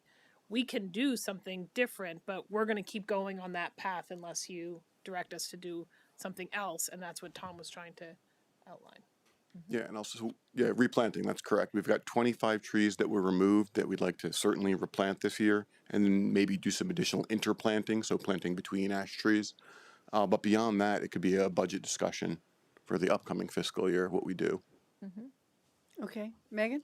Yeah, the question I had for Tom was, and thank you, Larry, for coming tonight, was how do you respond to the recommendation that Larry conveyed to us that I think it's for biodiversity, that you're seeking to really go into neighborhoods where the street trees are predominantly of one type, ash trees, and really prioritizing those trees for replacement, whereas neighborhoods where there is already a diversity of canopy, that those would be the treated trees. You, in your memo, had talked about tree size, the diameter size being the determinant factor. How do you respond to their recommendation? Sure. So we'd certainly be focused on those areas. I think Dorset Farms is the big one in my mind as I sort of looked at that data where we have quite a few ash trees. So we'd want to focus there, get a lot of different species in, maybe do some interplanting in that area. I couldn't tell you exactly what species. I'd leave that to the arborist to make that decision. Our discussion went I think it was in response to one of the points raised in their memo is, well, what's worth treating? And we thought perhaps if council were to go down a road of the treatment, that we would recommend the larger trees be the ones we'd focus on for that, rather than the smaller ones, because they're already grown, they have a large canopy. But again, that would be a lot more tracking and logistics here for our city arborist. Would you do, if that happened to be, let's just take Dorset Farms as just a hypothetical. If it happened to be Dorset Farms where you're already going to be doing some planting, would you do both the treating and the planting at the same time then? I think that would depend on the budget allocated and the direction of council. Okay. To make up, yeah. In your budget in the current year, you only have the money to replace the trees that have been taken down. Is that right? And a little bit more, I think. The cost of this has gone up, I think, even since the last time you spoke about this. But I think we have enough currently to replant the ones that were removed and perhaps do a little bit more. We're actually trying to pull the bid documents together, but not for various vacations. We probably have that out already. So a but that's little something bit we're working more on. might include treating some of the a couple. larger trees. Or are you saying a little bit more replacing more trees? Interplanting, so doing more planting, like Interplanting, Jesse said. okay. We do not have treatment in our action plan at the moment, per past direction of council. It was replacement was our plan. Okay, Tom? So I appreciate how you've approached this conversation because we have gone back and forth on this for some time now. I just remember 4 years ago when before we started all of this, Justin Rabideau came to us and like, we need you, the council, to know we're going to propose chopping trees down, and people don't like that. And so that's where we are now. My question to you is, why have you not recommended the treatment, the pesticides in the trees prior to now? If you could refresh our memories, why was that not part of our original treatment plan that was so thoughtfully presented and that we did approve? Council Chittenden, I hope I didn't confuse folks. I'm not recommending that right now. I'm just speaking in response to the Natural Resource Committee's memo, where they're again requesting this. So I think. Why has it not been recommended prior to now? Oh, yeah, sure. So I think there's a couple of reasons, right? Sort of the industry standard, what people were doing around the state, around the region, was the replacement. There's concerns about liability of these trees as the emerald ash borer moves in, becoming unstable, falling over. Things of that nature. I think those were the big risks, and why with our number of trees that we had, that we were looking to just sort of just replace them in this case. Yeah. Quick follow-up. Yes. Have any of those risks resolved themselves so that now in your perspective that treatment makes more sense, or are those same risks that led us to not recommend them some time ago still there? So I don't think anything has changed largely. I know the council spoke with a tree expert from a local company recently, where he talked a little bit more about the effectiveness of treatment. Perhaps it's a little higher than they thought previously, but I think in general, I'm not aware of any major changes since the last time the council spoke on this topic. Okay. Other, I'll add, my other understanding is that the treatment is really targeted toward the ash borer and does not harm other living species. That's, anyway, what the report has been delivered to us. So I don't know if... Yeah, like I said, it's an insecticide. It isn't safe, but it can be used safely. And from what I've read as well, it doesn't have impacts to other species. It's the boring species that are getting in the ash trees. Yep, great, thank you. Tim. So I appreciate the hybrid approach, and I would want to rely on our arborist to make recommendations and work with the committee to understand the best path forward. I think that would be a logical conclusion, right? Because the arborist has the background for that. And is this one of the items that was on the survey for the ARPA funds? I mean, you have to allocate by a certain date and then use by a certain date. So depending upon how much money that is, Well, I think the ARPA funds have to have some connection to COVID, do they not? No connection to anything, last we heard, right? Oh, really? I thought they had to have some connection with an impact from COVID, no?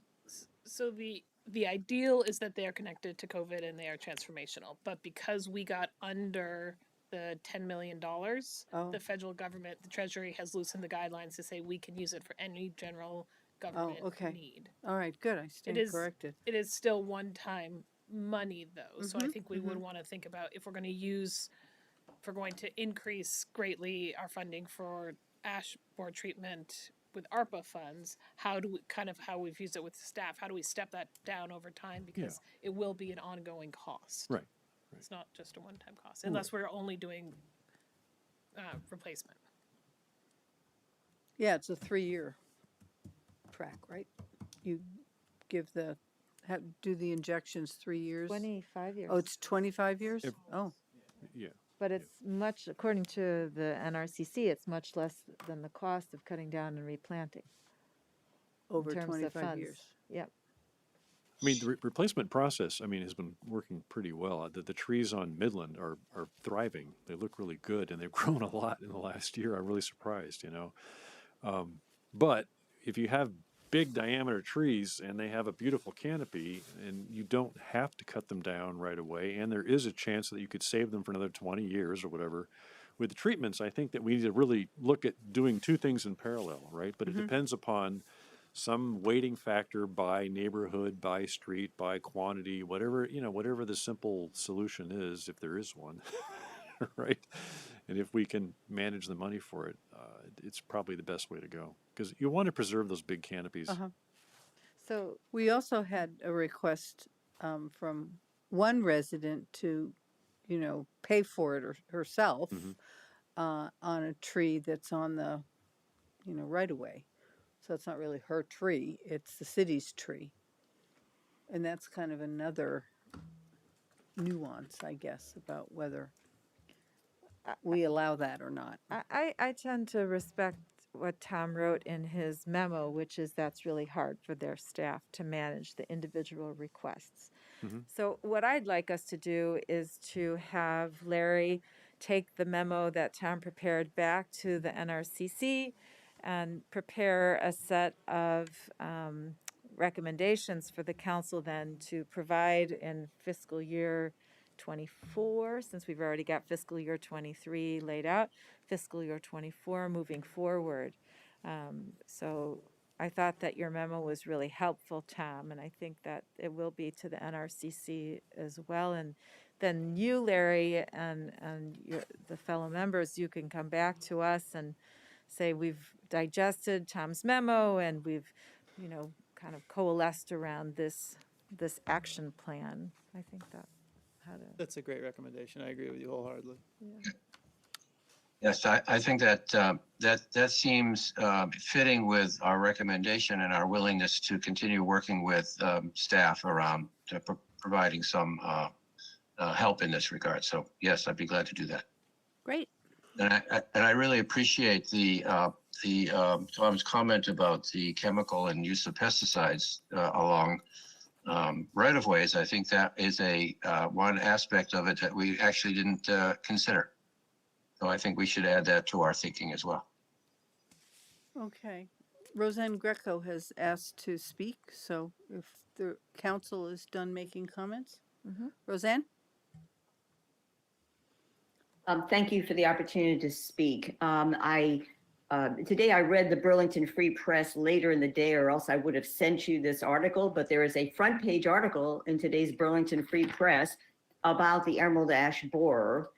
It starts with Williston, but it then moves to Burlington. And you had a discussion earlier today about, you know, taking the example of Burlington when you're talking about the ordinance for fossil fuel use. Well, I encourage you to see what Burlington is doing regarding the emerald ash borer. I won't read you the whole article, but basically what they're doing is, it says, is choosing not to preemptively take down ash. Instead, they are focusing on planting replacements next to the doomed trees. All right, the pesticides are 100% effective. You could, right now it's every 2 years, but they're moving to every 3 years, and they do not harm other species. They're targeted in the tree trunk for the emerald ash borer, but they are 100% effective. They've been used for a decade in different parts of the country. So I am encouraged that you stop the clear cutting of the ash trees. I know we've lost about 200 or so since since the plan was put together, but new information is there. Other places are using it. So I really encourage you to plant first, as Burlington is doing. At least on my street, which is predominantly ash, the city arborist came out and said that there was sufficient room to put a tree in between the ash trees so it would grow. And I did, and a few of my neighbors decided to spend our own money and plant trees. They're small little trees. Maybe 10, 15 years from now, they might be approximately the size of the ash. But they'll be compatible if the ash are allowed to live through the injections. And our trees have beautiful canopies on Four Sisters. So thank you for at least discussing this. Thank you, I think, for the moratorium on cutting down the trees and being willing to pursue another way of addressing the emerald ash borer besides clear cutting. So thank you. And I encourage you to save as many ash as you can. It is cheaper. The injections are cheaper. I think the NRCC memo shows that. And I encourage you to read the article in today's Burlington Free Press about how Burlington is choosing to address this, our neighbor to the north. Thank you. Well, it sounds like we're sort of doing what Burlington is doing. You're planting trees in between of a different species. When I say interplanting, yeah, that's exactly what I mean. Yeah. Okay. Well, good. All right. Thank you very much. Thank you, Larry. Thank you all. Thanks. And Thank we're going to take just a 5-minute break, and we'll come back for a discussion on the ballot item for the Communication Union District.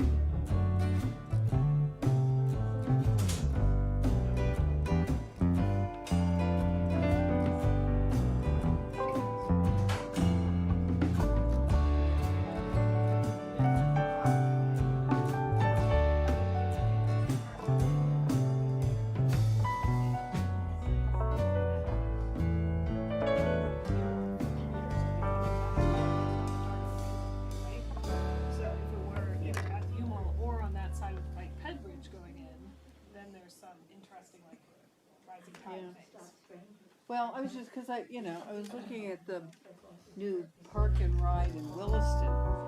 Is all of that a park and ride? It looks like they have Yeah, about it's 1,000 huge. cars. It's Or is there some huge. development? It's a what? Oh, they're moving from down, and what's that going to become? All right. Well, I'm glad to know that that isn't all park and ride, because I'm thinking, holy moly, who do they think is gonna, this looks like it will work in Darien, Connecticut, maybe, but what in the world has gone on?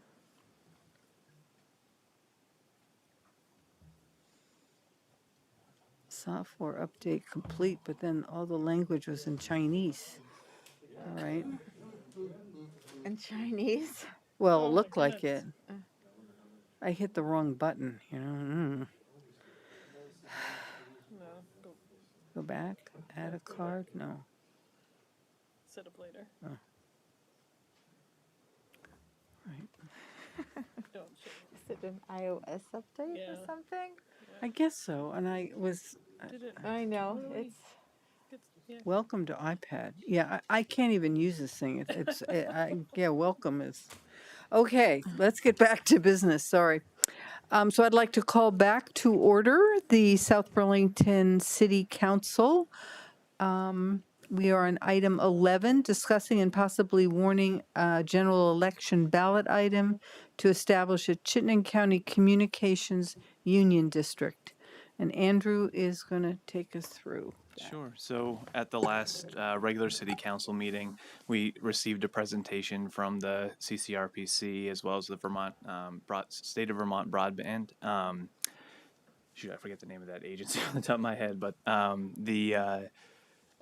requesting that the city potentially enter into warn a ballot item to enter into a communications union district. Since that date, I know that the town of Jericho has decided to warn the ballot item. The town of Shelburne, it was looking like they were going to. Essex has it on their agenda tonight, and Williston has it on for tomorrow evening. There were a couple of questions that council had at the end of it. We just asked sort of what additional information you might need to warn that item. And the city attorney was able to put together answers to those, and that is included in your packet, along with the ballot language and a recommended warning were you to warn this for the November election. And there was also some question about costs that's addressed in there as well. This would not be one of those union districts that would have the statute that has the statutory authority to levy against the town itself. This would be sort of set up a little bit like our enterprise funds are, where it's self-sustaining and can only raise revenue through grants or through revenue bonds and recouping that through their rate structure. Okay. Those of you who had questions, were they answered? Okay. Tom? They absolutely were. Great memo. But for the public at home, just to restate what Deputy Manager Bold Duck just said, I want to say it correctly. This will not cost the taxpayers any money, nor will this unified district be able to assess us in the future. And if they were to try to do so, we would have the right to withdraw from the union district. So I would move that the recommended ballot language be put on the ballot of a special city meeting, that a special city meeting be warned for November 8th, 2022, and approve the special city meeting warning and notice attached to this memorandum. I'll second. Yeah, okay. Sorry. That's okay. We got twin seconds. Is there any further discussion? I'll just add that not only does this not cost us money, it will, I believe, increase our ability to kind of, what do I want to call it, ensure that there's a competitive market, and so it will bring our costs down for the user. So I think that a CUD is ultimately not only, it's not neutral, it's actually a benefit in terms of cost to the end user. So I heartily support this ballot initiative. Okay, you ready for the vote? So this is to information what the REA was to electrification starting in the middle of the Great Depression, right? The REA just brought power to the backside of Metcalf Pond back in 1985 or something like that. So this will help to, I mean, we already have a lot of coverage in this area, but this will help us get a little further and hopefully bring some equity if it's possible through competition, right? Because we're trying to get people up to speeds where they can do something, and every 5 years something doubles in its capacity. So good. Yeah. Okay. So if you're ready for the vote, all in favor signify by saying aye. Aye. And it is adopted. Okay. Woohoo. Item 12. Yeah, that's Good great. work, Andrew. Thank you. Discussion and possible approval of the FY23 policy priorities and strategies. Great, thank you. So a couple of comments and some ideas on direction. So first, let me just say again, thank you for your time at the retreat in July and your efforts kind of reviewing all the materials. I know there's a ton of information here and I really appreciate the whole leadership team really appreciates you engaging so enthusiastically and so thoughtfully. So what I've provided tonight is upon reviewing the data that you all provided and then a further conversation with the leadership team. I've provided all the council and leadership team votes. Bear in mind, there are much more leadership team members than council members, so take that with a grain of salt. And then a set of kind of the questions and thoughts for consideration to guide our conversation tonight. I want to walk through some of those. Certainly, if you want to just take all of my recommendations and adopt them as is tonight or have conversations, you certainly can do that. You can also provide me additional direction and approve this or approve something on August 15th. So just walking through the document, a few questions and thoughts. One, we thought it was interesting that only no priority received unanimous vote from all of you. Only 4 received 4 votes. Which were an interesting combination of CCPSA, CIP projects for pennies for pass, MUTMIT stations, which we had a good, leadership team laugh about that, and updating permitting systems. I do want to call out that no councilor voted for our Bartlett Bay treatment plant upgrade, and that is going to be a huge endeavor for us going into this year. So if it is, I think it was an assumption that you all thought we were just doing it, so you didn't vote on it. That was my But assumption. I just wanted to check like that. we had assumption. to do it. Right. And that was true in a number of them. Places. It was kind of like, right. yes, of course we're going to do that. Yeah. Which is what we thought. I just wanted to check that assumption. Okay. We had a conversation about childcare in the room. So we are recommending adding the Endorse Let's Grow Kids Child Care campaign as a city. They are actually currently working with OnLogic. Paul Connor attended an event with those 2 organizations recently, and they are doing a huge amount of advocacy around a lot of the issues that Councillor Emery identified. So I think as a city, there may be some interesting opportunities to partner with them around that priority. Great. There's a box here then in the memo about priorities that received 0 or 1 votes that we propose to eliminate, and our notes about why we're eliminating them, kind of where they are in other priority areas, all things that will get done but don't necessarily rise to the level of this kind of strategic priority list. And then there's a whole section on items that are on the bike rack that the question for you is, should they be moved to the active work plan or eliminated? So we have a series of suggestions here that I can talk through if you would like, or you can read through them. I think they're relatively self-explanatory. I do have a question around and this is my fault. I had neglected to put on the bike rack the expansion of the Planning Commission and DRB. So it was on there, but it didn't have the same kind of prep as the other ones did, and it wasn't voted on. So I just want to check that is really something that should stay on the bike rack for future years. And other than that, things are just, should it move from the bike rack to another priority area? Isn't that the charge of our charter review committee going forward this fall? Summer and fall? That was more of you all redistricting, expanding the council and potentially identifying districts, I think. I don't know but I'm thinking, I think part of our conversation had also included thinking about the planning commission Right. as well. Yeah, because It I had could asked be. the question before we Maybe that voted, got and you lost. said yes, is my recollection that that was part of it. So I assumed. I may have said that and I'm not remembering it. It is Yeah. hasn't been part of their conversation to date, but it certainly could be. They're only on meeting 2. Okay. Is that the consensus that both the commission, the planning commission and the DRB, we wanted the charter committee to look at making them a little beefier? If it may. Matt, you don't. The DRB, I don't know. Yeah, it was just the planning commission. Yeah, is just what the I planning remember. commission. Just the planning commission? Yeah. Okay. Well, so should we have Jesse add that to the charter committee? I think so. Okay. Tom? Yeah, I support that. I just want clarity. I think you sent this in a follow-up email, City Manager Baker, if I can just say Jesse, that we don't need a charter change. We just need a community vote now. Is that correct?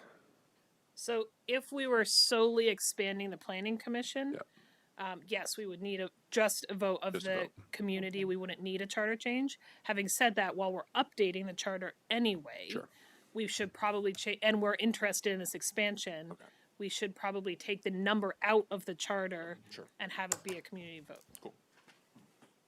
Okay. That sounds good. It has to be a ballot vote. So would we think of next March then as a potential time when it go up for the vote?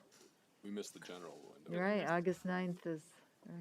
So the governance charter change conversations at the charter committee are actually targeting town meeting day 2024. Oh. This is a much smaller question, so this is something they could move at much faster. Okay. Well, that would be good, because. Right. Okay. Got it? Yep. Any other changes you would like to see? Anything you don't like that's listed here, or you do like that's listed here? So I very much like the 3 things that the 3 council votes went towards on the bike rack. So do we need to answer that question? Are there any items on the bike rack that should be moved to the work plan? I would say yes to the 3 that got all 3 of- votes? Yeah. And I also like the find and publicly report on data on cities' carbon emissions reductions. It seems like the task force is receiving that information from the They are. CCRPC.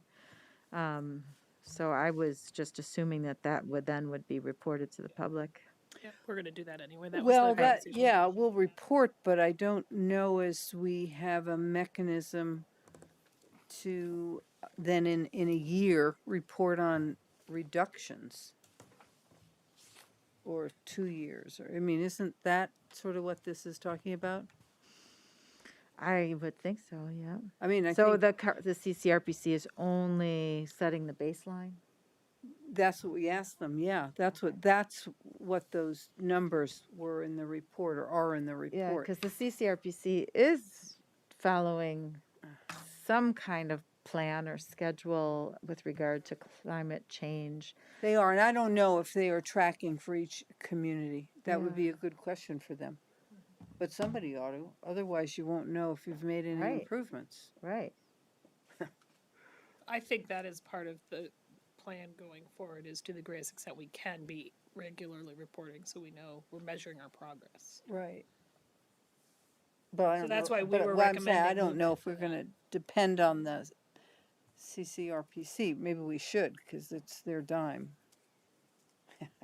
Because it's not, I mean, it takes time. Yeah, I don't know if Time there's is already money. a reporting structure in place. I mean, Yeah, I because don't know. there's the state plan But too. I think we ought to. Yeah, and it makes sense for it to be at the regional level, but. Yeah. I don't know. So But we could- would could want to ask. know on a citywide level, I think. Right. If we're planning different activities for us to embrace, to make change here. If they make it in Winooski, it doesn't help, I mean, it does help us in the whole thing, but. Well, I would think that the CCRPC would be receiving those numbers from the individual towns and cities, no? I just don't know how we measure it in South Burlington, The, Go ahead. right? I mean, the fundamental problem with tracking it in transportation emissions is what do you choose as your metric? Do you choose where the gasoline is purchased, distance miles traveled? I mean, it's a little bit. It's you can look at a power plant or a home heating and sort of make a determination Right. on Yeah. savings. It's really hard to do with transportation to determine where you can credit. You can take the sales of gasoline and simple do a math, but you don't where you buy gasoline isn't necessarily Where you drive, right. yeah, got So it. that's the challenge of counting carbon in Right, transportation. and I think one would want it to be consistent across the county. Yeah. No, it would have to be traffic counts, right? You have to be what? Traffic counts. I don't know. Yeah, but if someone's driving from Shelburne to Burlington through South Burlington, is that our carbon or their The carbon? key. Whose carbon is it? I don't know the answer. We all Well, enjoy it. Right. Well, for transportation, I think that has to be regional. But for housing, Yeah. we could definitely do that. Well, they managed to, there's some formula that somebody used to come up with South Burlington numbers for the task force. Yeah, ACCD or not ACC, American Communities Census, or I forget the acronym, but that's where you can get the numbers on who uses what fuel and. Okay. So are you saying you'd like that put on the? Yeah. So we were recommending move it to the climate action plan priority because I think there are recommendations Yeah. from the climate action plan that are going Good. to include reporting. So it's going to happen anyway. So Okay, just all right. move it on there. So these are all in your mind happening, or you're recommending? I'm that- recommending these all Yeah, happen. okay. And you course correct me if I'm off on something like the DRB. That's a good correction. So the question, just going back to my previous request here for the rental registry, is that something that could be combined with the inspection officer? Do you want me to answer that? Or do you want to? Well, that's what Burlington does, if I'm not mistaken. So Right. their rental registry generates revenues that pays for Bill Ward so that he can respond to Right. rental uses. So that's why I have been an advocate for a rental registry, because I Right. think it would address the safety issues that we have. And I think you could also tie in energy efficiency in our rental units and a funding source. But sorry, I didn't mean to cut you off, Jesse. Yeah, no, exactly. I think that what we did change the wording on this one a bit. You might notice of if the following ordinances are considered by council, we're not necessarily saying that you're going to do all of these ordinances this year. That's for you all to decide. But if they are, we would put enforcement mechanisms into place that could accomplish all of those. So it may be scalable. We may not, if we were going to do all of them at once, we may need 3 inspectors, and if we just do one, we need 1 inspector. But yes, the idea is that the enforcement and education team can be cross-functional. Right. Well, why would we need 3 inspectors? Oh, yeah, okay. So I'm just okay. saying, right now we have IZ and we have stretch code that are not being enforced. So we're starting from the beginning. You know, we're not doing any single family home inspections now anyway. So if we wanted to do that over time, right now we have two building inspectors that, you know, we might be able to, I mean, these are all things we need to unpack to give you a good, thoughtful recommendation. Okay, then we'll wait for that. Thanks. Okay. And we're not doing fire safety inspections for any rentals, except for multifamily, right? Right. Yeah. Did you have a comment? I just was wondering if you're taking public comment, and also if you're taking comment on the proposed document for the policies and procedures. The draft. Yeah, I guess we can. That's what we're discussing. Okay, well, you hadn't gotten to that part. Oh. When we get to it, do you want to, or do you have a I comment? did have a comment on this. Sure, go ahead. Easy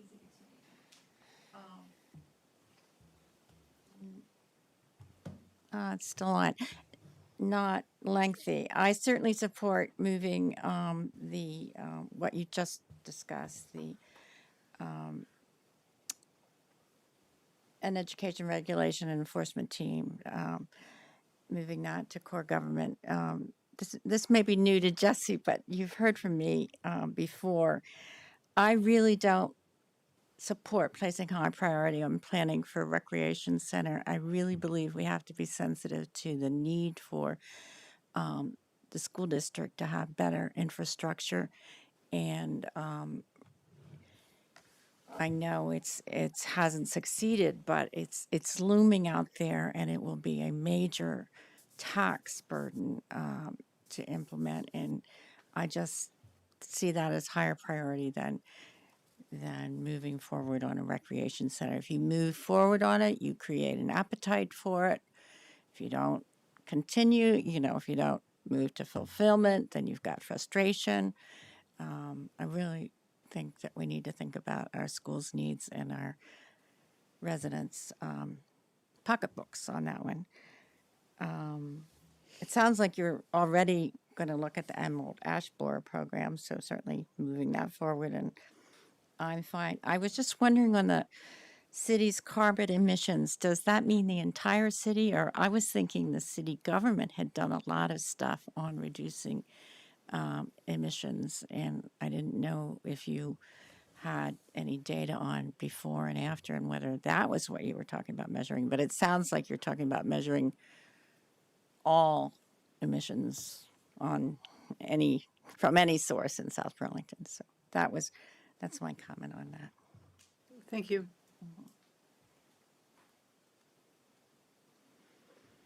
Okay. Moving. So, and then you have one that you're just going to put back on the bike rack. And this is what's chloride TMDL? Yeah, I thought that was something Tom was going to go ahead and do. That's with regard to non-chloride salt in the winter and educating businesses. So that he's now saying put that back on the bike rack. I don't want to talk for him because I'm not remembering what he said in this moment in the room. Okay. It was one that we felt that with other clean and green priorities being voted on more highly, that this was one that wasn't, so we could move that to the bike rack for staff capacity. If it's something that is important to you, certainly, it's important to Tom. It was on the list to begin with. So. Yeah. I think it's pretty important for our lake. I think that it's, I had understood from Tom, but I might be misremembering that it was going to be happening, but. I remember the same as Councilor Emery. I thought he used this as an example of we're going to do this, but I could be wrong. Yeah. Okay. They have to do it because the state's probably going to mandate it. It's necessary for our lake. Yeah. Okay. All right. And then moving to bike rack, it's the camping and domicile on public property. If I could say something on this too. Sure. So I would actually echo what I just heard Sandy Dooley say regarding the recreation center. For one additional reason, when the school comes forward with the funding request, I think that the recreation center is less likely to be a successful bond vote. So I too have cooled my adamant support for pushing that project forward until the school gets their facilities in order. Yeah, I guess I feel very strongly that this is the time to leverage our ARPA funds for that very lasting legacy. And I think that the impact fees, the school impact fees, is something that we will be moving forward with the schools. To be quite honest, I did some questioning with regard to the PBCs, and I'm not receiving answers that would indicate that we have to tear down the high school. So the $210 million bond vote, I really hope that if it truly has to come down to that again, that it has to be stated much more clearly, their case, because it's not convincing to me. And I think that, short of a really clear and convincing case for that it's going to be additions and renovations on a multi-year plan, which would mean a multi-year impact fee plan that we would be approving, I guess, incrementally with regard to the school impact fees, which I'm on board with, depending on the project, of course. but as I, just kind of laid it out there, that's how I would see us as a realistic way to move forward. And I really think we need an indoor recreation center. I think the outcry I heard from residents, with children is the city just did not come through during the COVID pandemic. That they were stuck at home and couldn't get their work done, and they also had young children in their care. So that was, I think it's a true need. Teach their own. PBC, that's the plastics or the, what is it? PCB. Bicarbonates. Thank you. It's in the window caulking. But in our high school, it's just in the windows. That's all I've heard. And Not anymore. I've been They inquiring. did all the windows in the high school like 6 years ago. They stopped because of the PCBs. They did all the ones that were facing the parking lot in the front, Mm. and they did the whole facade. Mm-hmm. So I don't know. I'm getting then conflicting information. Yeah, I'll bet we are. Okay. Well, back to camping. That's for the police to say. If that was something that they said we aren't ready to drop, because that was a policy that the police were going to drop. So, Okay, so put it back on the, we're okay with putting it back on the bike rack. Yes. Okay. So what they suggested is that it's keep it on the bike rack in case it becomes a more emergent issue. Okay. And we could recommend moving it off. All right. So, are there other comments about, I guess, do you have other comments, Sandy, on the whole policy and priority strategies worksheet, all of the pages? Well, somewhat may come up again. It's asking for clarification. There are some things that were on the Affordable Housing Committee's proposed priorities and strategies that are not specifically mentioned here, but they flow into some of the things that are here. So, for example, we have creating greater measurability in the plan's objectives. This is around the comprehensive plan, and we certainly support that. And one of the things that we believe is really needed to do that in the housing area is having a housing needs assessment. And we also think that would be a great use. Leslie Black Pluma indicated probably costs between $15,000 and $20,000 for the Hold on, I can mute him. housing. The housing chapter, because there hasn't been a needs assessment done in 10 years. So I'm just wanting to clarify that if something isn't mentioned here, it doesn't mean it couldn't be part of what's done. And another suggestion we had was that there be a separate chapter in the comprehensive plan on equity. But I don't know if that's how the plan's going to be organized, because I see like open space. I don't know if it's going to be organized by different labels this time. And then my last one was, and this is not an Affordable Housing Committee responsibility, but it is a high value among the committee, and that was that. And this would be consistent with the emphasizing equity in our work, and that is doing in collaboration with the school district doing an equity audit. The city of Winooski did one, and what I really liked about it is they hired somebody anyway. They went out into the community and got direct input from the community, and it would be a great way to build on your declaration of inclusion that you just adopted at the last meeting. And we also saw ARPA funds as being a good source to pay for that. And so I was just, mainly the question was there are specific, maybe we got too far into the weeds, but I just wanted to make sure that, or to see how these priorities of the committee, they seem to fit in, and do you see them as, at least as possibilities? Yeah. So could I, Sadie, you bring up a really good point that I did not clarify well at the beginning. So one of the things that has changed this cycle from last cycle is we haven't done the straight across committee to staff linkages that we did the last round, because primarily because, well, for a couple of reasons. One, committees are all over the place in using this process so far, so it was creating some real inequities around how committees showed up in this document.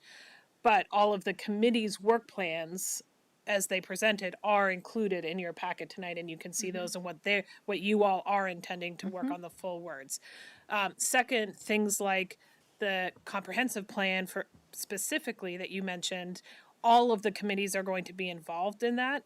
And what we tried to do in that specific goal update was outline those themes that had come up in the different committees' work. So there is a bullet about, maybe we need to reframe it as we get into the comp plan drafting, but creating greater emphasis on people, community, and equity. So I think some of that is reflected here, having the same, having it be a data-driven document with metrics over time, et cetera. So I do think that is reflected here in the comp plan one, and certainly the Affordable Housing Committee and all the committees' work plans as submitted are part of the kind of the council accepting all of this. So I guess I will leave it there for clarification. Okay. Yeah. Thanks. Yeah. Yes. The one thing on the bike rack that it's the city's noise and nuisance ordinances and related LDRs. We've had the Black Rock. We also had the resident with the neighbor, and a stereo system during the day. People who work different hours and shifts. I don't really want to push that off for another year. Is that at all possible for us to have that added, or? Because we've been in contact with someone who's probably, desperate and will give up hope if we truly say it's pushed off another year. But If you all want to prioritize it, you absolutely can. was it something the staff can take up? It was the noise and nuisance ordinance with regard to noise, and then doing LDR work. I guess I don't quite know what the LDR work is on that, but. There was. I thought our ordinance was pretty good on that. Well, it was, and it's also with regard to the whole notion of, what's happening down in Burlington's South End with Burton, and we have no noise standards. We have no noise standards. It's like getting down to the nitty-gritty of noise standards. Exactly. Right? We have a pretty general noise ordinance that allows people to call the police if they're being bothered by sound. But that's not. But there's like no, There's no teeth. Well, I mean, you need to have actual numbers. So, you do, and anyway, I don't want to have this discussion now because it's late, but, yeah. I mean, it does work to a degree, and I've seen it work before, when it's reported correctly, and then somebody, if the police go and actually, make contact with somebody. I think it's really hard for the police to do anything if there aren't numbers. And I've had Well, that's worked lived at experience. one of my daughter's well. weddings. We got the police came. Burlington issues tickets like crazy, in the area of where the students live. Burlington, but they have noise standards. They. No, I don't think they have that. They don't have a meter. They just have to know it's between this hour and this hour, and you're making noise, and they write a ticket, and then the landlord makes the students pay it. And it works pretty well. After the third one, the price just keeps going up and up and up. So. Well, it hasn't worked in my neighborhood. Then I'll say, Tim, and it didn't work over in the condos. Where does she live? Off of Dorset. Is it the Stonehenge condos? Yeah, I think it's Stonehenge. Stonehenge condos. So there are some spots where it's not working.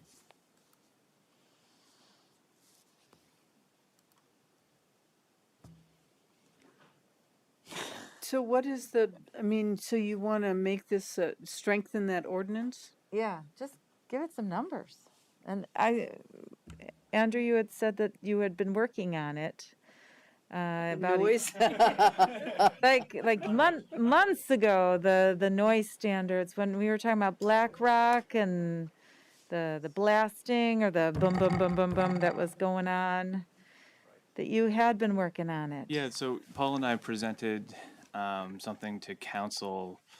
Yeah, geez, it was 2021 early, Right, something right. like that. Maybe 2020, end of 2020, and that was about a sort of a short-term, medium-term, long-term solution to some of the noise challenges that we'd had in terms of the regulatory tools that we had at the time, and so I think the council moved forward with sort of the short-term ones, and it was kind of on our radar for a while to come back at some point, but that was a long time ago at this point. So so I don't think there's been anything additional since then.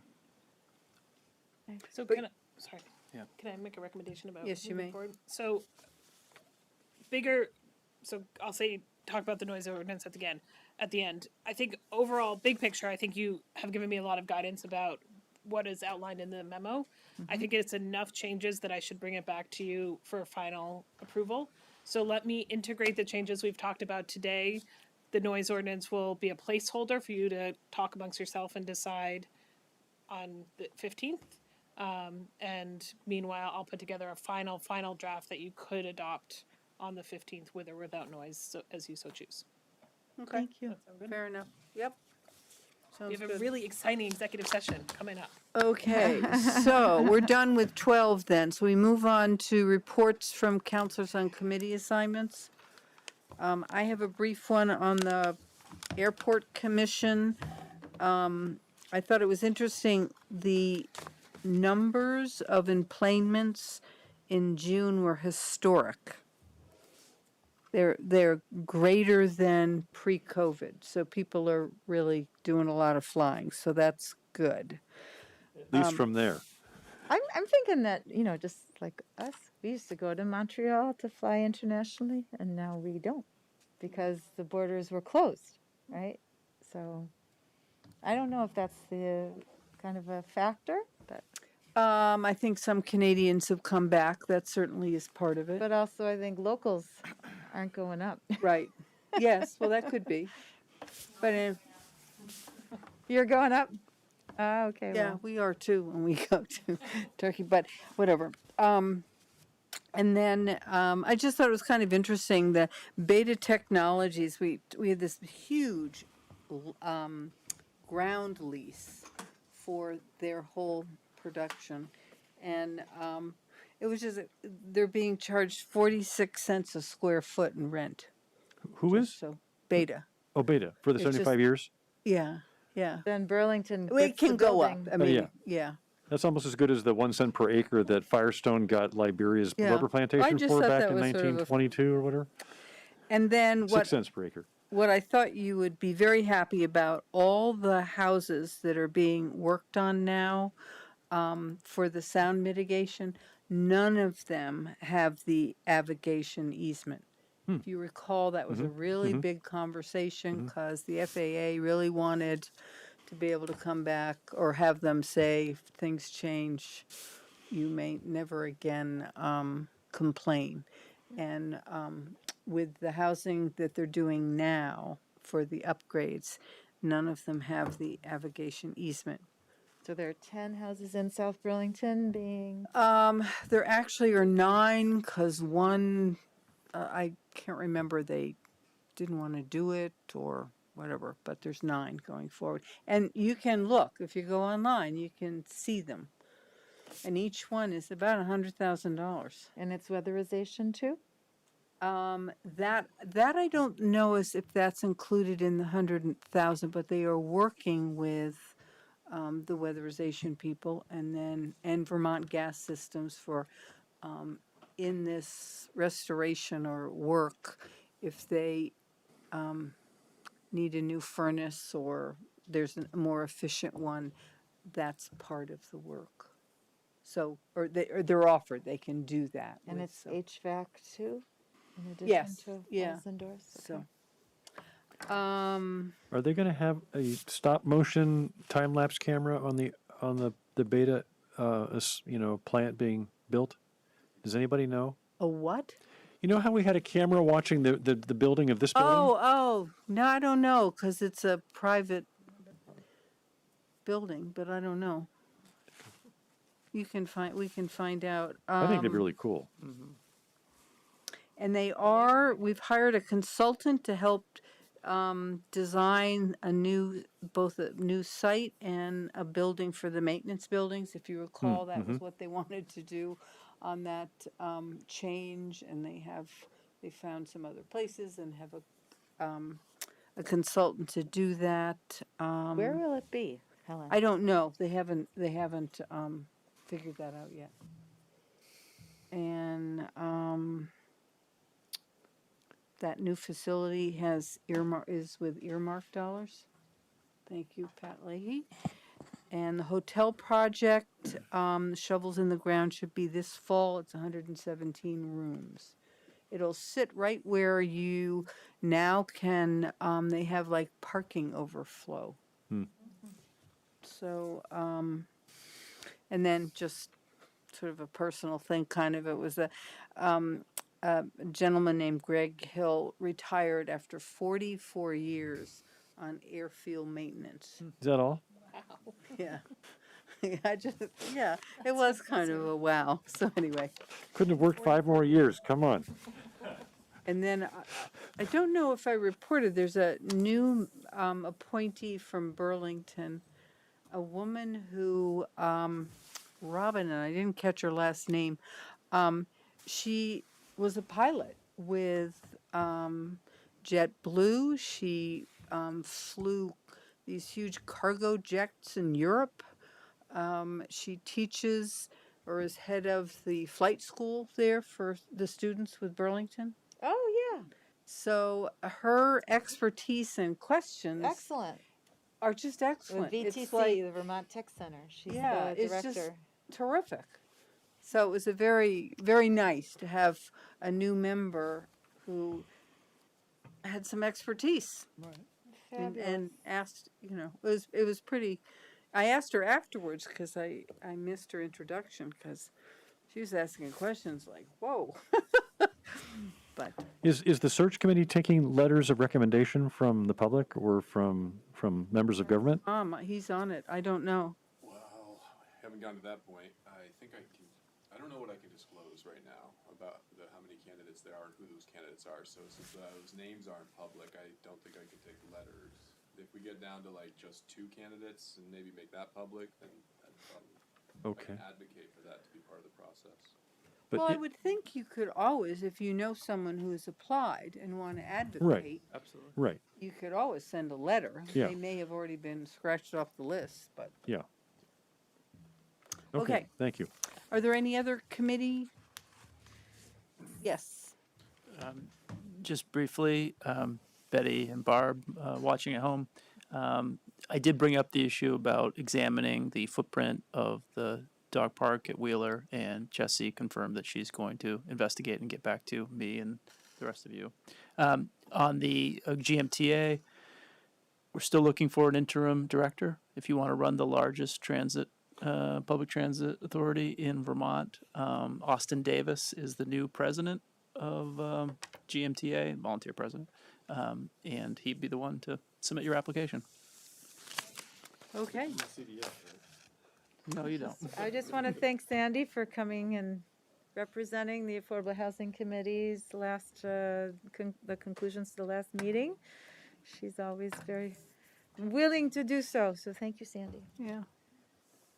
Can I piggyback on that? Yeah. Just want the council to know the Affordable Housing Committee and the Housing Trust Fund Committee are going to have a joint meeting before your next meeting to review the RFPs, and they're giving a whole morning of a weekday time to do that. So really generous. And there's 6 There's proposals. 6. Yeah, that was very exciting. I'm anxious to find out. Any other business? No. All right, so I would entertain a motion to go into executive session for the purposes of the discussion of land acquisition with the understanding we will not come back into a meeting. So I would like to move that this public body enter into executive session for the purpose of discussing the negotiation or securing of real estate for purchase or lease by the city of South Burlington, inviting in Jesse Baker, Andrew Bolduc, Colin McNeil, and Paul Connor. Second? All in favor? Aye. All right, well, that was a Okay. one, I was waiting for the second act.